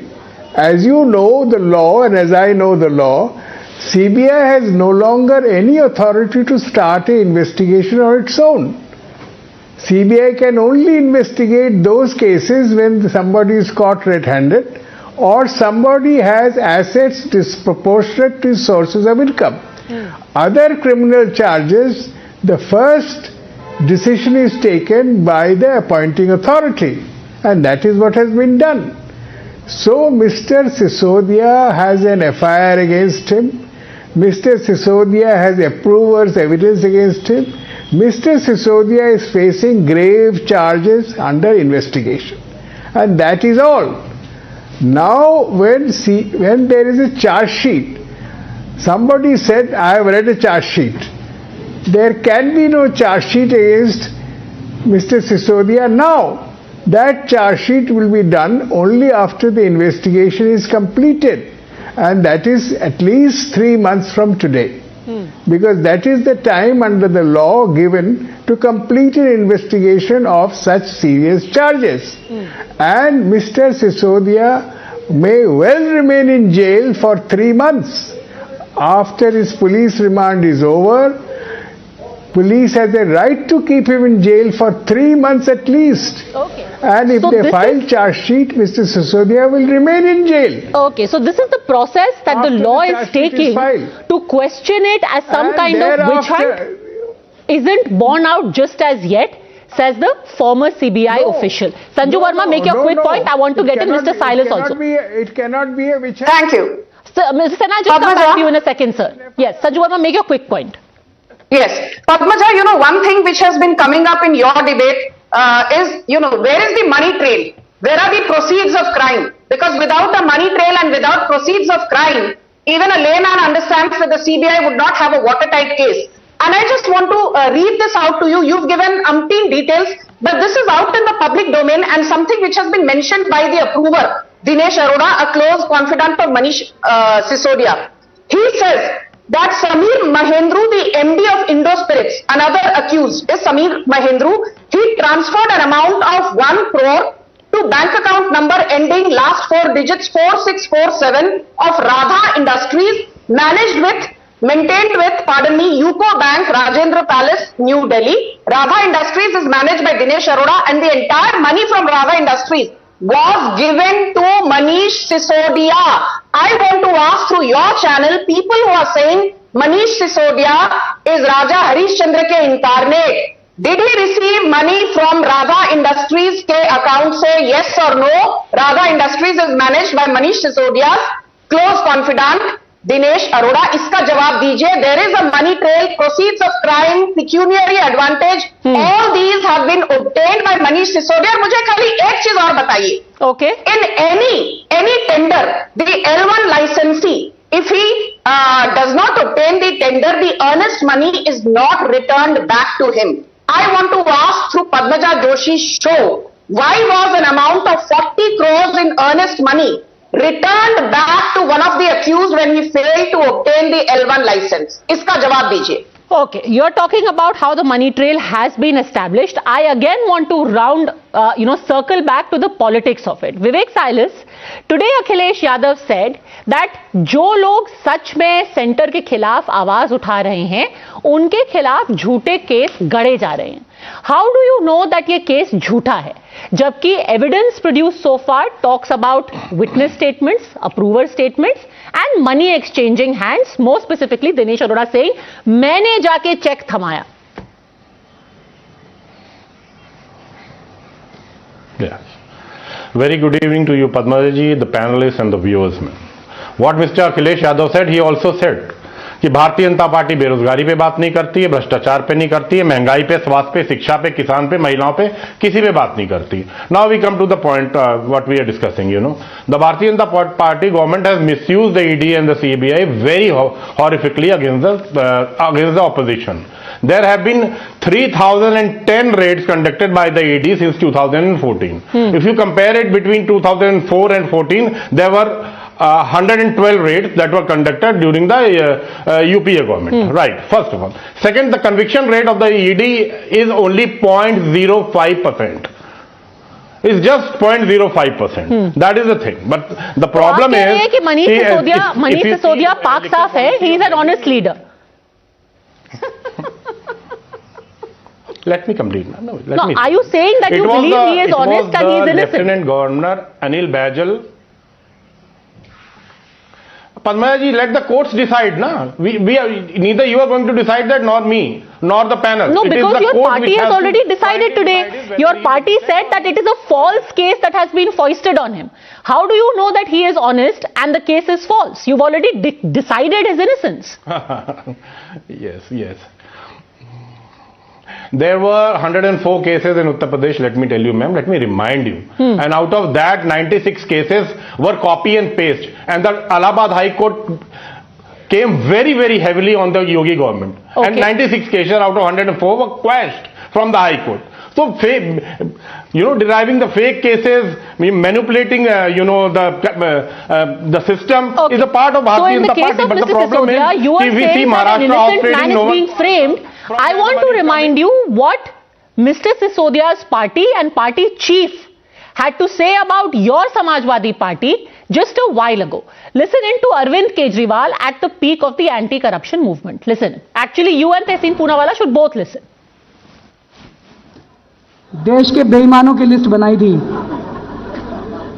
और मैं आपकी सहमति चाहता हूं कि और इसके देश की भी सहमति चाहता हूं कि क्या इन लोगों को इस बार हराना चाहिए या इस बार फिर से चुन के इनको संसद में सुरेश कलमाडी हराना चाहिए कि नहीं हराना चाहिए? तो आम आदमी पार्टी की तरफ से एक मजबूत कैंडिडेट खड़ा होना चाहिए उसके खिलाफ. नितिन गडकरी हराना चाहिए कि नहीं हराना चाहिए? सुशील कुमार शिंदे, प्रफुल्ल पटेल, येडियुरप्पा, अनंत कुमार, वीरप्पा मोइली, एचडी कुमारस्वामी, चिदम्बरम साहब, अलागिरी, कनिमोई, जीके वासन, शिपिंग के अंदर उनका स्कैम था, सलमान खुर्शीद, मायावती, मुलायम सिंह यादव, अनु टंडन, इनका स्विस बैंक के खाते निकले थे इनके, श्री प्रकाश जायसवाल कोयला घोटाले वाले. सब लोग जिनको जेल में जाना चाहिए उसमें 8वें नंबर पे मुलायम सिंह यादव का नाम अरविंद केजरीवाल ने बोला था. विवेक साइलस जी. नहीं मैम, आपकी बात बिल्कुल सही है. जी बिल्कुल मैम, उन्होंने बोला था और मनोपराध आदरणीय नेताजी को भारतीय जनता पार्टी ने पद्म विभूषण भी देके सम्मानित किया. तो भारतीय जनता पार्टी अब कुछ भी बोलते रहे. अभी योगी जी ने भी किस तरह से उनके बारे में फ्लोर ऑफ द हाउस यहाँ असेंबली में कहा. तो अगर ऐसा ही कहना था या इतना ही मैल है उनके, वो देखने भी जाते थे जब नेताजी बीमार. पद्म विभूषण दिया या उस अरविंद केजरीवाल से जिसने उनको चोर बोला? आप समाजवादी पार्टी किससे इत्तेफाक रखती है? देखिए, any party does not come down to the expectations of the people and does not fulfill its promise. The Samajwadi Party has to raise its voice against it. Okay, I think you're in a little bit of a quandary there. Also, let me remind Tehseen Poonawala that of the list read out by Arvind Kejriwal in 2014, there were 11 names which belonged to the Congress. But I want to give the final word to Mr. Sen.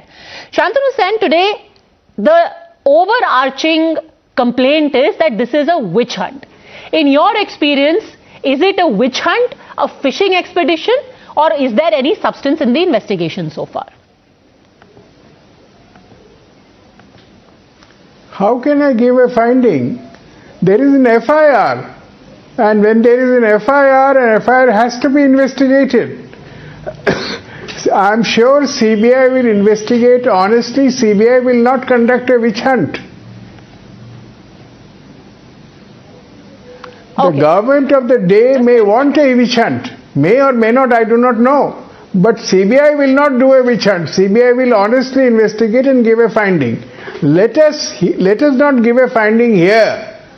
Let us leave it to the courts. You do your duty, let the courts do your duty. You are giving a finding here. You are calling somebody Pak Saaf or not Pak Saaf. इसकी जरूरत नहीं है. No, You have a right to say there is a FIR. It's a justified FIR, and that FIR should be investigated. He should be taken on remand. He should be interrogated. He should be confronted, and let him answer all the questions raised against him. Let him face the approver.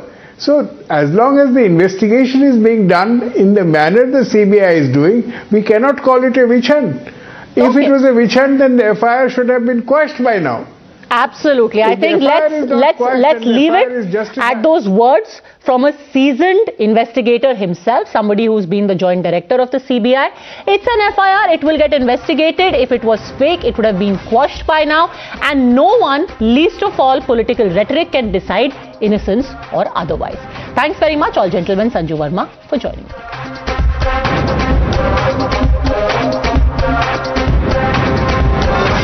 On Friday, Uttar Pradesh was rocked by the sensational murder of Umesh Pal, a prime witness in the 2005 BSP MLA Raju Pal murder case. The state watched in horror as he was gunned down in Prayagraj in broad daylight, shot 7 times. His family later alleged that jailed MP Atiq Ahmed's clan is behind the murder. Today, one of the accused in the case was killed in an encounter. Arbaz was allegedly driving the vehicle that carried the hit squad against Umesh. He today was killed while hiding in a jungle. The police say that he was asked to surrender, but he instead opened fire and was injured in retaliatory firing. Another youth, Sadakat, suspected to be involved in the murder, has also been arrested. According to the police, he communicated with the other accused via WhatsApp, and the script of the murder was plotted in his room. Now, this iron fist crackdown comes 2 days after the matter of the murder rocked the Uttar Pradesh Assembly, leading to a sparring between Samajwadi Party chief and Akhilesh Yadav. And it's there that Yogi Adityanath declared that mafia like this would be reduced to dust. ये पेशेवर mafia और अपराधियों के सरपरस्त हैं और ये लोग लगातार यही करते रहे हैं। इनके रग रग में अपराध भरा हुआ है। अपराध के अलावा इन्होंने कुछ सीखा ही नहीं है। क्या सच नहीं का? पूरा प्रदेश इस बात को जानता है और आज ये लोग अपनी साफ गोई की सफाई देने के लिए यहाँ पर आए हैं। जिस माफिया ने कल यह कृत्य किया है वह माफिया उत्तर प्रदेश के बाहर है और वह माफिया समाजवादी पार्टी के सहयोग से ही बार बार एमएलए और एमपी बना है कि माफिया कोई भी हो, सरकार की 0 टॉलरेंस की नीति है और उन माफियाओं के खिलाफ मिट्टी में मिलाने का काम उनको हमारी सरकार करेगी। You're watching the News Hour at 10, debate number 2 on Times Now, Super Prime Time. Mr. Vivek Silas, a national spokesperson in Samajwadi Party, continues with us. We're also joined by Shalabh Mani Tripathi, MLA in Uttar Pradesh. Shalabh Mani ji, ये ठोक तंत्र है।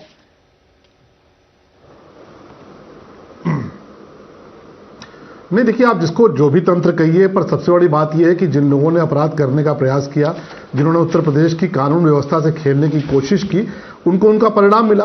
आज ये जो encounter हुआ है उसमें पुलिस ने बहुत जाबाजी दिखाई। पुलिस ने जब अपराधी की घेराबंदी की, उससे कहा कि भाई सरेंडर कर दो, तुम्हें गिरफ्तार करना है, तुम्हारे खिलाफ इस तरह का इनाम है 50,000 रुपए का। उसने फायरिंग करनी शुरू की। आपने देखा 3 दिन पहले भी उसने कैसे उमेश पाल पर फायरिंग की थी। उसी आदत के अनुसार उसने फायरिंग की, पुलिस ने मुकाबला किया, पुलिस ने आत्मरक्षार्थ गोली चलाई, उसमें वो मारा गया। अब इसको आप ठोक तंत्र कहिए, कोई और तंत्र कहिए, जो कहना चाहिए, पर जो भी उत्तर प्रदेश की कानून व्यवस्था के साथ खिलवाड़ करेगा उसको उसका सबक मिलेगा। और ऐसा सबक मिलेगा कि बहुत सारे लोग ये समझेंगे कि उत्तर प्रदेश में अपराध करने का मतलब क्या होता है। बहुत लंबे समय से देखिए लोगों ने सर नहीं उठाया था, लगातार अपराधियों के खिलाफ कार्रवाई हो रही थी। 170 के आसपास जो खूंखार अपराधी वो मारे गए एनकाउंटर में। करीब 2-3 हजार के आसपास ऐसे हैं जो जिनके पैर में गोली लगी है, बहुत सारे जेलों में ठूंसे गए। लेकिन उसके बाद ये जो अतीक अहमद, जो कि नोटोरियस माफिया है, उसके द्वारा ये क्राइम अंजाम दिया गया और कहीं ना कहीं पॉलिटिकल शेल्टर था। किसका पॉलिटिकल शेल्टर था ये सबको पता है कि अतीक अहमद कौन सी पार्टी के टिकट पर लोकसभा के भीतर पहुंचा और उसने एक दुस्साहस किया था और निश्चित तौर पर पुलिस को कार्रवाई करनी थी, पुलिस ने अपनी कार्रवाई की है। विवेक साइलस जी, न्याय की आपकी दरकार थी, न्याय मिल गया, न्याय हो गया इसमें? जी देखिए, अभी शलभ मणि त्रिपाठी साहब ने अतीक अहमद का नाम लिया, तो आप लोग क्यों भूल जाते हैं, पद्मजा जी आप भी क्यों भूल जाती हैं कि 2018 के फूलपुर के उपचुनाव में सांसदीय के उपचुनाव में भारतीय जनता पार्टी के सहयोग से अतीक अहमद निर्दल प्रत्याशी के रूप में फूलपुर से लड़े थे और करीब करीब 60,000 वोट भी पाए थे। इसको भूलना नहीं चाहिए ना। आज कह दीजिए कि वो हमारे सहयोग से थे भारतीय, और आज अतीक अहमद है कहां? पद्मजा जी इनसे पूछिए कहां आराम कर रहे हैं? अहमदाबाद में है। अभी माननीय मुख्यमंत्री जी ने हाउस में कहा कि वो दूसरे राज्य में, तो किस राज्य में है? अहमदाबाद में, गुजरात में, जहां भारतीय जनता पार्टी की सरकार है। तो मैं तो ये पूछना चाहता हूं कि भारतीय जनता पार्टी की अतीक अहमद से क्या सेटिंग है भाई? उनको क्यों नहीं लेकर आते हैं? मुख्तार अंसारी के टाइम पे तो आपने बहुत हल्ला किया था कि कांग्रेस संरक्षण दे रही है, कांग्रेस उनको बचा रही है, पंजाब से हम नहीं ले पा रहे हैं, पंजाब में कांग्रेस की सरकार है, कांग्रेस नहीं भेज रही। तो यहां क्या दिक्कत है? पद्मजा जी पूछिए ना, शलमनी जी से पूछिए ना, यहां क्या दिक्कत है? अहमदाबाद से लेकर आए उनको, अगर उन्होंने किया तो उनको क्यों नहीं लेकर आते हैं? योगी आदित्यनाथ को लेकर आ जाना चाहिए था। And let me tell you one more thing, let me complete, ma'am. बोलिए 20 seconds. बोलिए। हाँ, Allahabad, Prayagraj comes. Yes, Prayagraj comes in Purvanchal. We said कि you right now said that man was holding a bounty of 50,000 rupees. But there are mafias who have bounties on their head and they are playing cricket. They are playing cricket, ma'am, openly, and no one is questioning them. I'll tell you who. It is, it is Brijesh Singh, it is Vineet Singh, it is Udayban Singh, it's Brigభूषण Saran Singh, Sonu Singh, Monu Singh, Ajay Singh Sipahi, Pintu Singh, Samran Singh, Basha Singh, and I'm only talking about Purvanchal. Okay. Nowhere else. These mafias let's limit ourselves to Atiq Ahmed and this murder case, because if we are talking about mafia playing cricket, earlier there were mafia playing footsie with the government which was in power. But anyway, शलमनी जी, आप अभी आप कह रहे हैं कि Atiq Ahmad Samajwadi party के संरक्षण में बड़ा हुआ. Everyone has played footsie with him, and the fact is that murder happened in broad daylight, and it was allowed to happen. अब आप चाहे जितने एनकाउंटर कर लीजिए. Yes. नहीं, एवरीवन आप कैसे कह सकती हैं? समाजवादी पार्टी के टिकट पर वो एमपी बना, ये किसको नहीं पता है? अब वो निर्दल चुनाव लड़ा, तो ये तो लोग कहते थे कि समाजवादी पार्टी भी हमारी बी पार्टी है. आज वैसी कोई बी पार्टी बताता है, कोई आम आदमी पार्टी को बी पार्टी बताता है, तो इनके बी पार्टी बताने से कुछ थोड़े होगा. असलियत बात तो ये कि किसके सिंबल पर चुनाव लड़के गया, किसके सिंबल पर मेंबर ऑफ पार्लियामेंट बना, कौन उसको लेकर आया, किसके साथ मंच शेयर किया. और आप तस्वीरें अगर देखनी शुरू करेंगे तो उसके कुत्ते के साथ कौन खेलता था. समाजवादी पार्टी के बहुत सारे नेताओं की तस्वीरें हैं, मैं उनमें जाना नहीं चाहता. ये तो वो थे, हमने तो जेल में ठूस रखा है. और हाँ, अहमदाबाद में है, क्योंकि अहमदाबाद में उसके खिलाफ अपराध है. उत्तर प्रदेश में वो जेल काट के अहमदाबाद गया है, और यहां भी तमाम सारे मामलों में वारंटी है. जब यहां की न्यायालय को आवश्यकता होगी, यहां की न्यायालय बुला लेगी. लेकिन आप तो उसको उठा के आपने पार्लियामेंट के भीतर भेजा. इस पाप से आप कैसे बच सकते हैं? आज जो तमाम सारे अपराधी हैं, जिनको या तो जेलों के भीतर, बोलने दीजिए, नहीं, ऐसे बात नहीं हो पाएगी. बोलने दीजिए, बौखलाइए मत. मैंने आपको टोका नहीं, बौखलाइए मत. आपकी जब कलाई खुलती तो आप ऐसे ही बौखलाते हैं. आपने क्या किया? तमाम सारे अपराधी जिनको जेलों के भीतर ठूस रखा है, तमाम सारे ऐसे माफिया जिनकी आपको पता है कि कितनी की संपत्ति योगी आदित्यनाथ जी की सरकार में कुर्क की गई. 800 करोड़ की संपत्ति, 800 करोड़ की संपत्ति पे बुलडोजर चला. आपकी हिम्मत थी, आप एक भी बुलडोजर चला पाए? आप 2012 से लेकर 2017 में बता दीजिए कि जब आपने किसी माफिया के दरवाजे पर एक बुलडोजर चलाया हो. आप 2012 से लेकर 2017 बता दीजिए कि जब आपने एक अपराधी का एनकाउंटर किया हो. यहां पर 170 मारे जा चुके हैं और 5,000 करीब ऐसे जिनके पैर में गोली है. तो कार्रवाई हो रही है, तो आपको छटपटाहट हो रही है. हम जब अपराधियों के खिलाफ कार्रवाई करते हैं, गया है, if the CM says on the floor of the house, मिट्टी में मिला देंगे. और 2 लोग, 1 killed, 1 arrested has happened within 48 hours. Ji ma'am, देखिए, मैं तो ये भी कहूंगा कि माननीय मुख्यमंत्री जी ने ये भी कहा था कि अपराधी या तो उत्तर प्रदेश छोड़ के भाग चुके हैं या तो ऊपर जा चुके हैं. तो ये नए अपराधी कहां से पैदा हो गए, इतने बेखौफ अपराधी कहां से पैदा हो गए, ये नहीं समझ में आ रहा है. खैर छोड़िए. और शलमनी त्रिपाठी जी की बात कर रही है, मुख्यमंत्री जी के सलाहकार भी रह चुके हैं. जब हाथरस का केस हुआ था तो इन्होंने कहा था, ट्वीट भी किया था कि ये फर्जी है. इनसे बात कर रही हैं आप. इन्होंने कहा था कि हाथरस की बेटी का जो केस है, जो आपके पैनल पे इस समय बैठ के बड़ी बड़ी बातें कह रहे हैं, वो कह रहे थे वो केस फर्जी है. पूछिए कहा था कि नहीं. ऐसे आदमी का क्या भरोसा जो हाथरस की बेटी का केस को फर्जी बता दे, ट्विटर हैंडल पे लिख दे कि फर्जी केस है. उस आदमी की बातों जस्ट अ सेकंड. शलमनी त्रिपाठी, अभी आपने बोला है कि 2 लोगों के खिलाफ एक्शन हो चुका है, but there are many big fish who are still remaining. For example, Atiq Ahmed के खुद के जो बेटे हैं, उनके खिलाफ एक्शन कब होगा? ये सब छुट भइए, उनको तो आप पकड़ लेंगे या उनका एनकाउंटर कर देंगे, but what about the big fish? मतलब जो दिन दहाड़े आकर गोली चला रहा हो, गाड़ी चला रहा हो, उसको आप छुटभैया कहती है, तो मुझे हैरानी होती है कि आप वहां पे स्टूडियो में बैठ के और जो व्यक्ति आके दिन दहाड़े गोली चला रहा हो उसको आप कहें छुटभैया है। आपकी ये डिफिनेशन हो सकती है, लेकिन हम समझ सकते हैं कि ये जो दूसरे लोग हैं इनकी बौखलाहट क्यों है, इनका वोट बैंक कम हुआ। आज एक अपराधी मारा गया जो 50,000 का इनामी था, तो एक वोट किसका कम हुआ? समाजवादी पार्टी का कम हुआ। ये वो लोग हैं जो अपराधियों के मारे जाने पर रोते हैं, जितना उनके खानदान के लोग नहीं रोते, जितना अपराधियों के लोग नहीं रोते उनके मारे जाने पर, उतना समाजवादी पार्टी के लोग रोते हैं। और अभी और रोएंगे, क्योंकि मुख्यमंत्री जी ने कहा और सैटरडे को कहा कि मिट्टी में मिला देंगे। 48 घंटे नहीं बीते, एक मिट्टी में मिल गया है। और अभी आप जिनका जिनका नाम ले रही हैं, मुख्यमंत्री जी ने पूरी प्रतिबद्धता के साथ कहा है मिट्टी में मिलेंगे। आप देखते जाइए, आप कवरेज करते जाइए, इनकी वो कार्रवाई होगी, इनकी 7 पुश्तें याद रखेंगी और उनको जो पॉलिटिकल संरक्षण देते रहे, जो उनको उठा के गली के गुंडों को एमपी और एमएलए बनाते रहे, समाजवादी पार्टी के लोगों को पेट में जरूर दर्द होगा। क्यों? क्योंकि इनके लोग हैं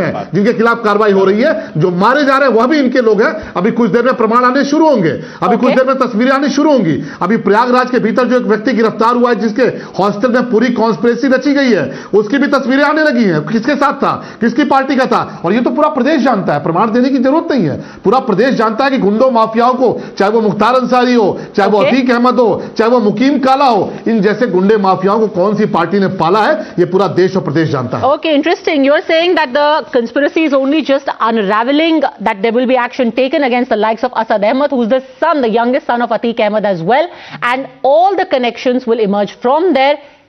Ultimately, if those connections exist, those who are connected to these mafia will have to answer in the People's Court. For the time being, thank you very much, Alamani Tripathi, Vivek Silas for joining me. Thanks for watching.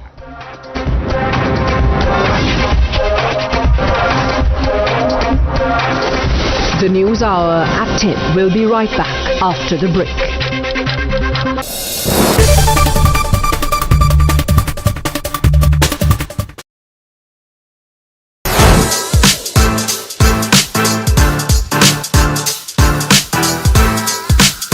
हमारे साथ मौजूद हैं मोहुल, who's founder and CEO of Matter. Thank you for joining us. Thank you. So Mohul, we've already seen this bike. I still don't know what you guys going to call it right now, but hopefully, we're going to know about it in a couple of months, I believe, and more details that we already know about specifications and what you are offering with this bike. But उसके अलावा कुछ और चीज़ें हैं जिनकी details अभी आनी बाकी हैं. So इस बाइक को लेकर थोड़ा timeline, if you can explain किस तरह का टाइमलाइन रहने वाला है and कब इसका officially launch आप करने वाले हैं? Definitely. So first thing is at the Auto Expo we have also showcased the 6 kilowatt version of the bike. So at launch we had a 5 kilowatt version. Now we also have a 6 kilowatt version of the bike. And in terms of timeline, in the next 30 days we will be giving out the spec variants and pricing to the larger market.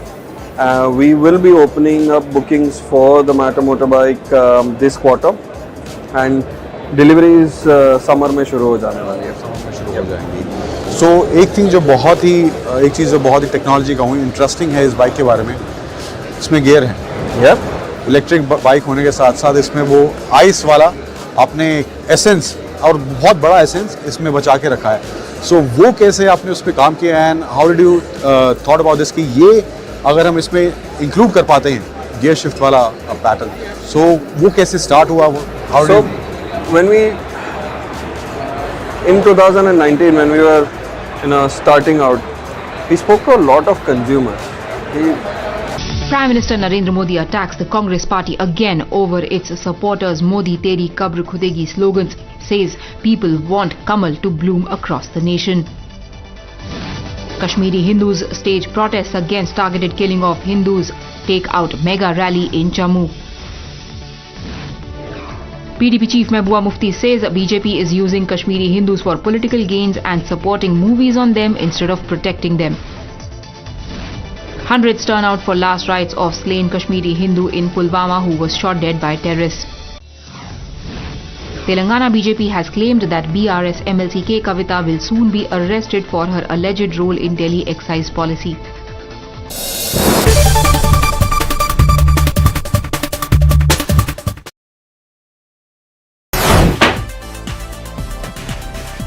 आज चुका है Poco X5 Pro का box table पे। अब इसको जल्दी से करेंगे अनबॉक्स। ब्लैक और येलो कलर का ये बॉक्स है, जो ज्यादातर पोको के स्मार्टफोन पे आपको येलो कलर, जो इसका सिग्नेचर कलर है, वो दिखाई देगा। Sometimes it is really tricky to take the tapes off, so let me try it with my nails. One tape down successfully. Guys, ये जो फीलिंग है ना अनबॉक्स करने वाली, ये काफी ही मजेदार लगती है। जब भी आप कोई नया गैजेट अनबॉक्स करते हैं तो मजा तो आता है। जैसे कि यहाँ देखेंगे, बॉक्स के पीछे की तरफ बहुत सारे डिटेल्स लिखे हैं, बॉक्स के बारे में फीचर्स लिखे हैं, वो दिखाएंगे और उसके बारे में बात करेंगे जब फोन हाथ में आ जाएगा। Inside the box you get this little paper box as well, जिसमें ज्यादातर पेपर वर्क और प्रोटेक्टिव केस ही होता है। लाइक आई सेड, वही मिला है हमको। यहाँ पर एक छोटा सा मैनुअल टाइप है। यहाँ पर फोन को प्रोटेक्ट करने के लिए आपको मिलता है ट्रांसपेरेंट प्रोटेक्टिव केस, और साथ में SIM ejector tool, which is very basic. अब मुझे बॉक्स के अंदर दिखाई दे रहा है हमारा डिवाइस, जिसके बारे में ये वीडियो बना रहे हैं। उफ, very vibrant and peppy yellow color. Just like the box, the smartphone also boasts the combination of black, or call it dark gray, along with yellow.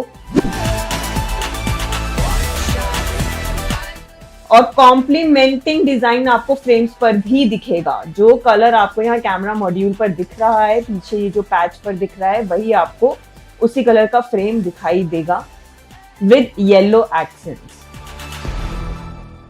Wait की बात करें तो अच्छा है, लाइट वेट है, और यहाँ पे जो येलो है, this is little bit dull, not as vibrant as the box. DMK Congress candidate Ilangovan has said that outcome of by-polls in Tamil Nadu's erode will have a bearing on 2024 Lok Sabha elections. Voting for assembly elections in Meghalaya and Nagaland concludes. Counting of votes on 2nd of March. Ahead of assembly polls' big infra push in Karnataka, Prime Minister Narendra Modi inaugurates Shivamoga Airport. Days after Maharashtra government approves renaming of Aurangabad and Osmanabad, BJP leader Gopi Chand Padalkar demands renaming of Ahmednagar as Ahilyanagar. External Affairs Minister Dr. S. Jaishankar meets Crown Prince Frederick Andre Henrik Christian and Crown Princess Mary Elizabeth of Denmark in Delhi. जिस तरह से agencies का दुरुपयोग कर रही है, उसमें भी दो राय नहीं है। तो अब तो देखिए, सच्ची बात यह है कि अगर कोई विक्टिम है और अगर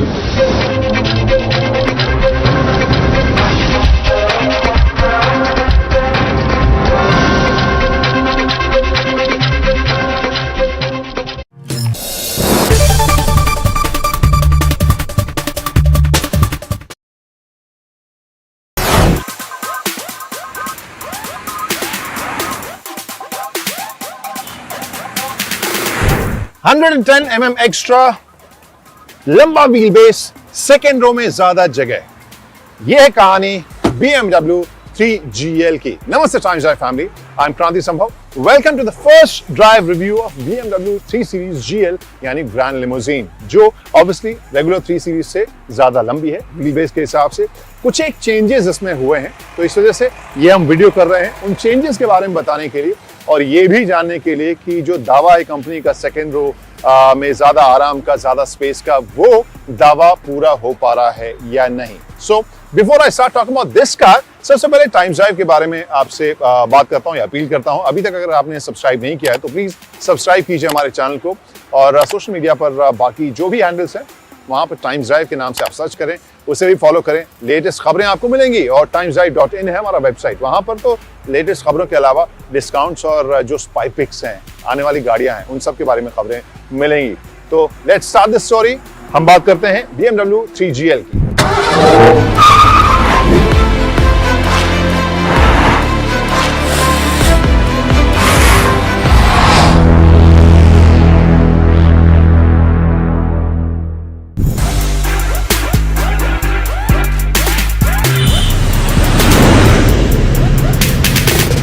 क्रांति Sambhav reporting from the second row of BMW 3GL। आमतौर पर ये वाला हिस्सा स्टोरी में बाद में आता है, लेकिन जब यूएसपी यही है तो फिर why not start the story with this. और यहाँ पे सबसे पहली चीज जो मैं देख पा रहा हूँ, उसमें कुछ बताने की जरूरत भी नहीं है। आई एम 6'3", बावजूद इसके लेग रूम, नी रूम आप देख सकते हैं कितनी ज़्यादा मुझे यहाँ पर मिल रही है, यानी बहुत ज़्यादा आरामदेह आपको ये एक्स्ट्रा जो व्हील बेस है, एक्स्ट्रा जो इसका लेंथ है वो आपको सेकेंड रो में देने वाला है, काफ़ी ज़्यादा एक्स्ट्रा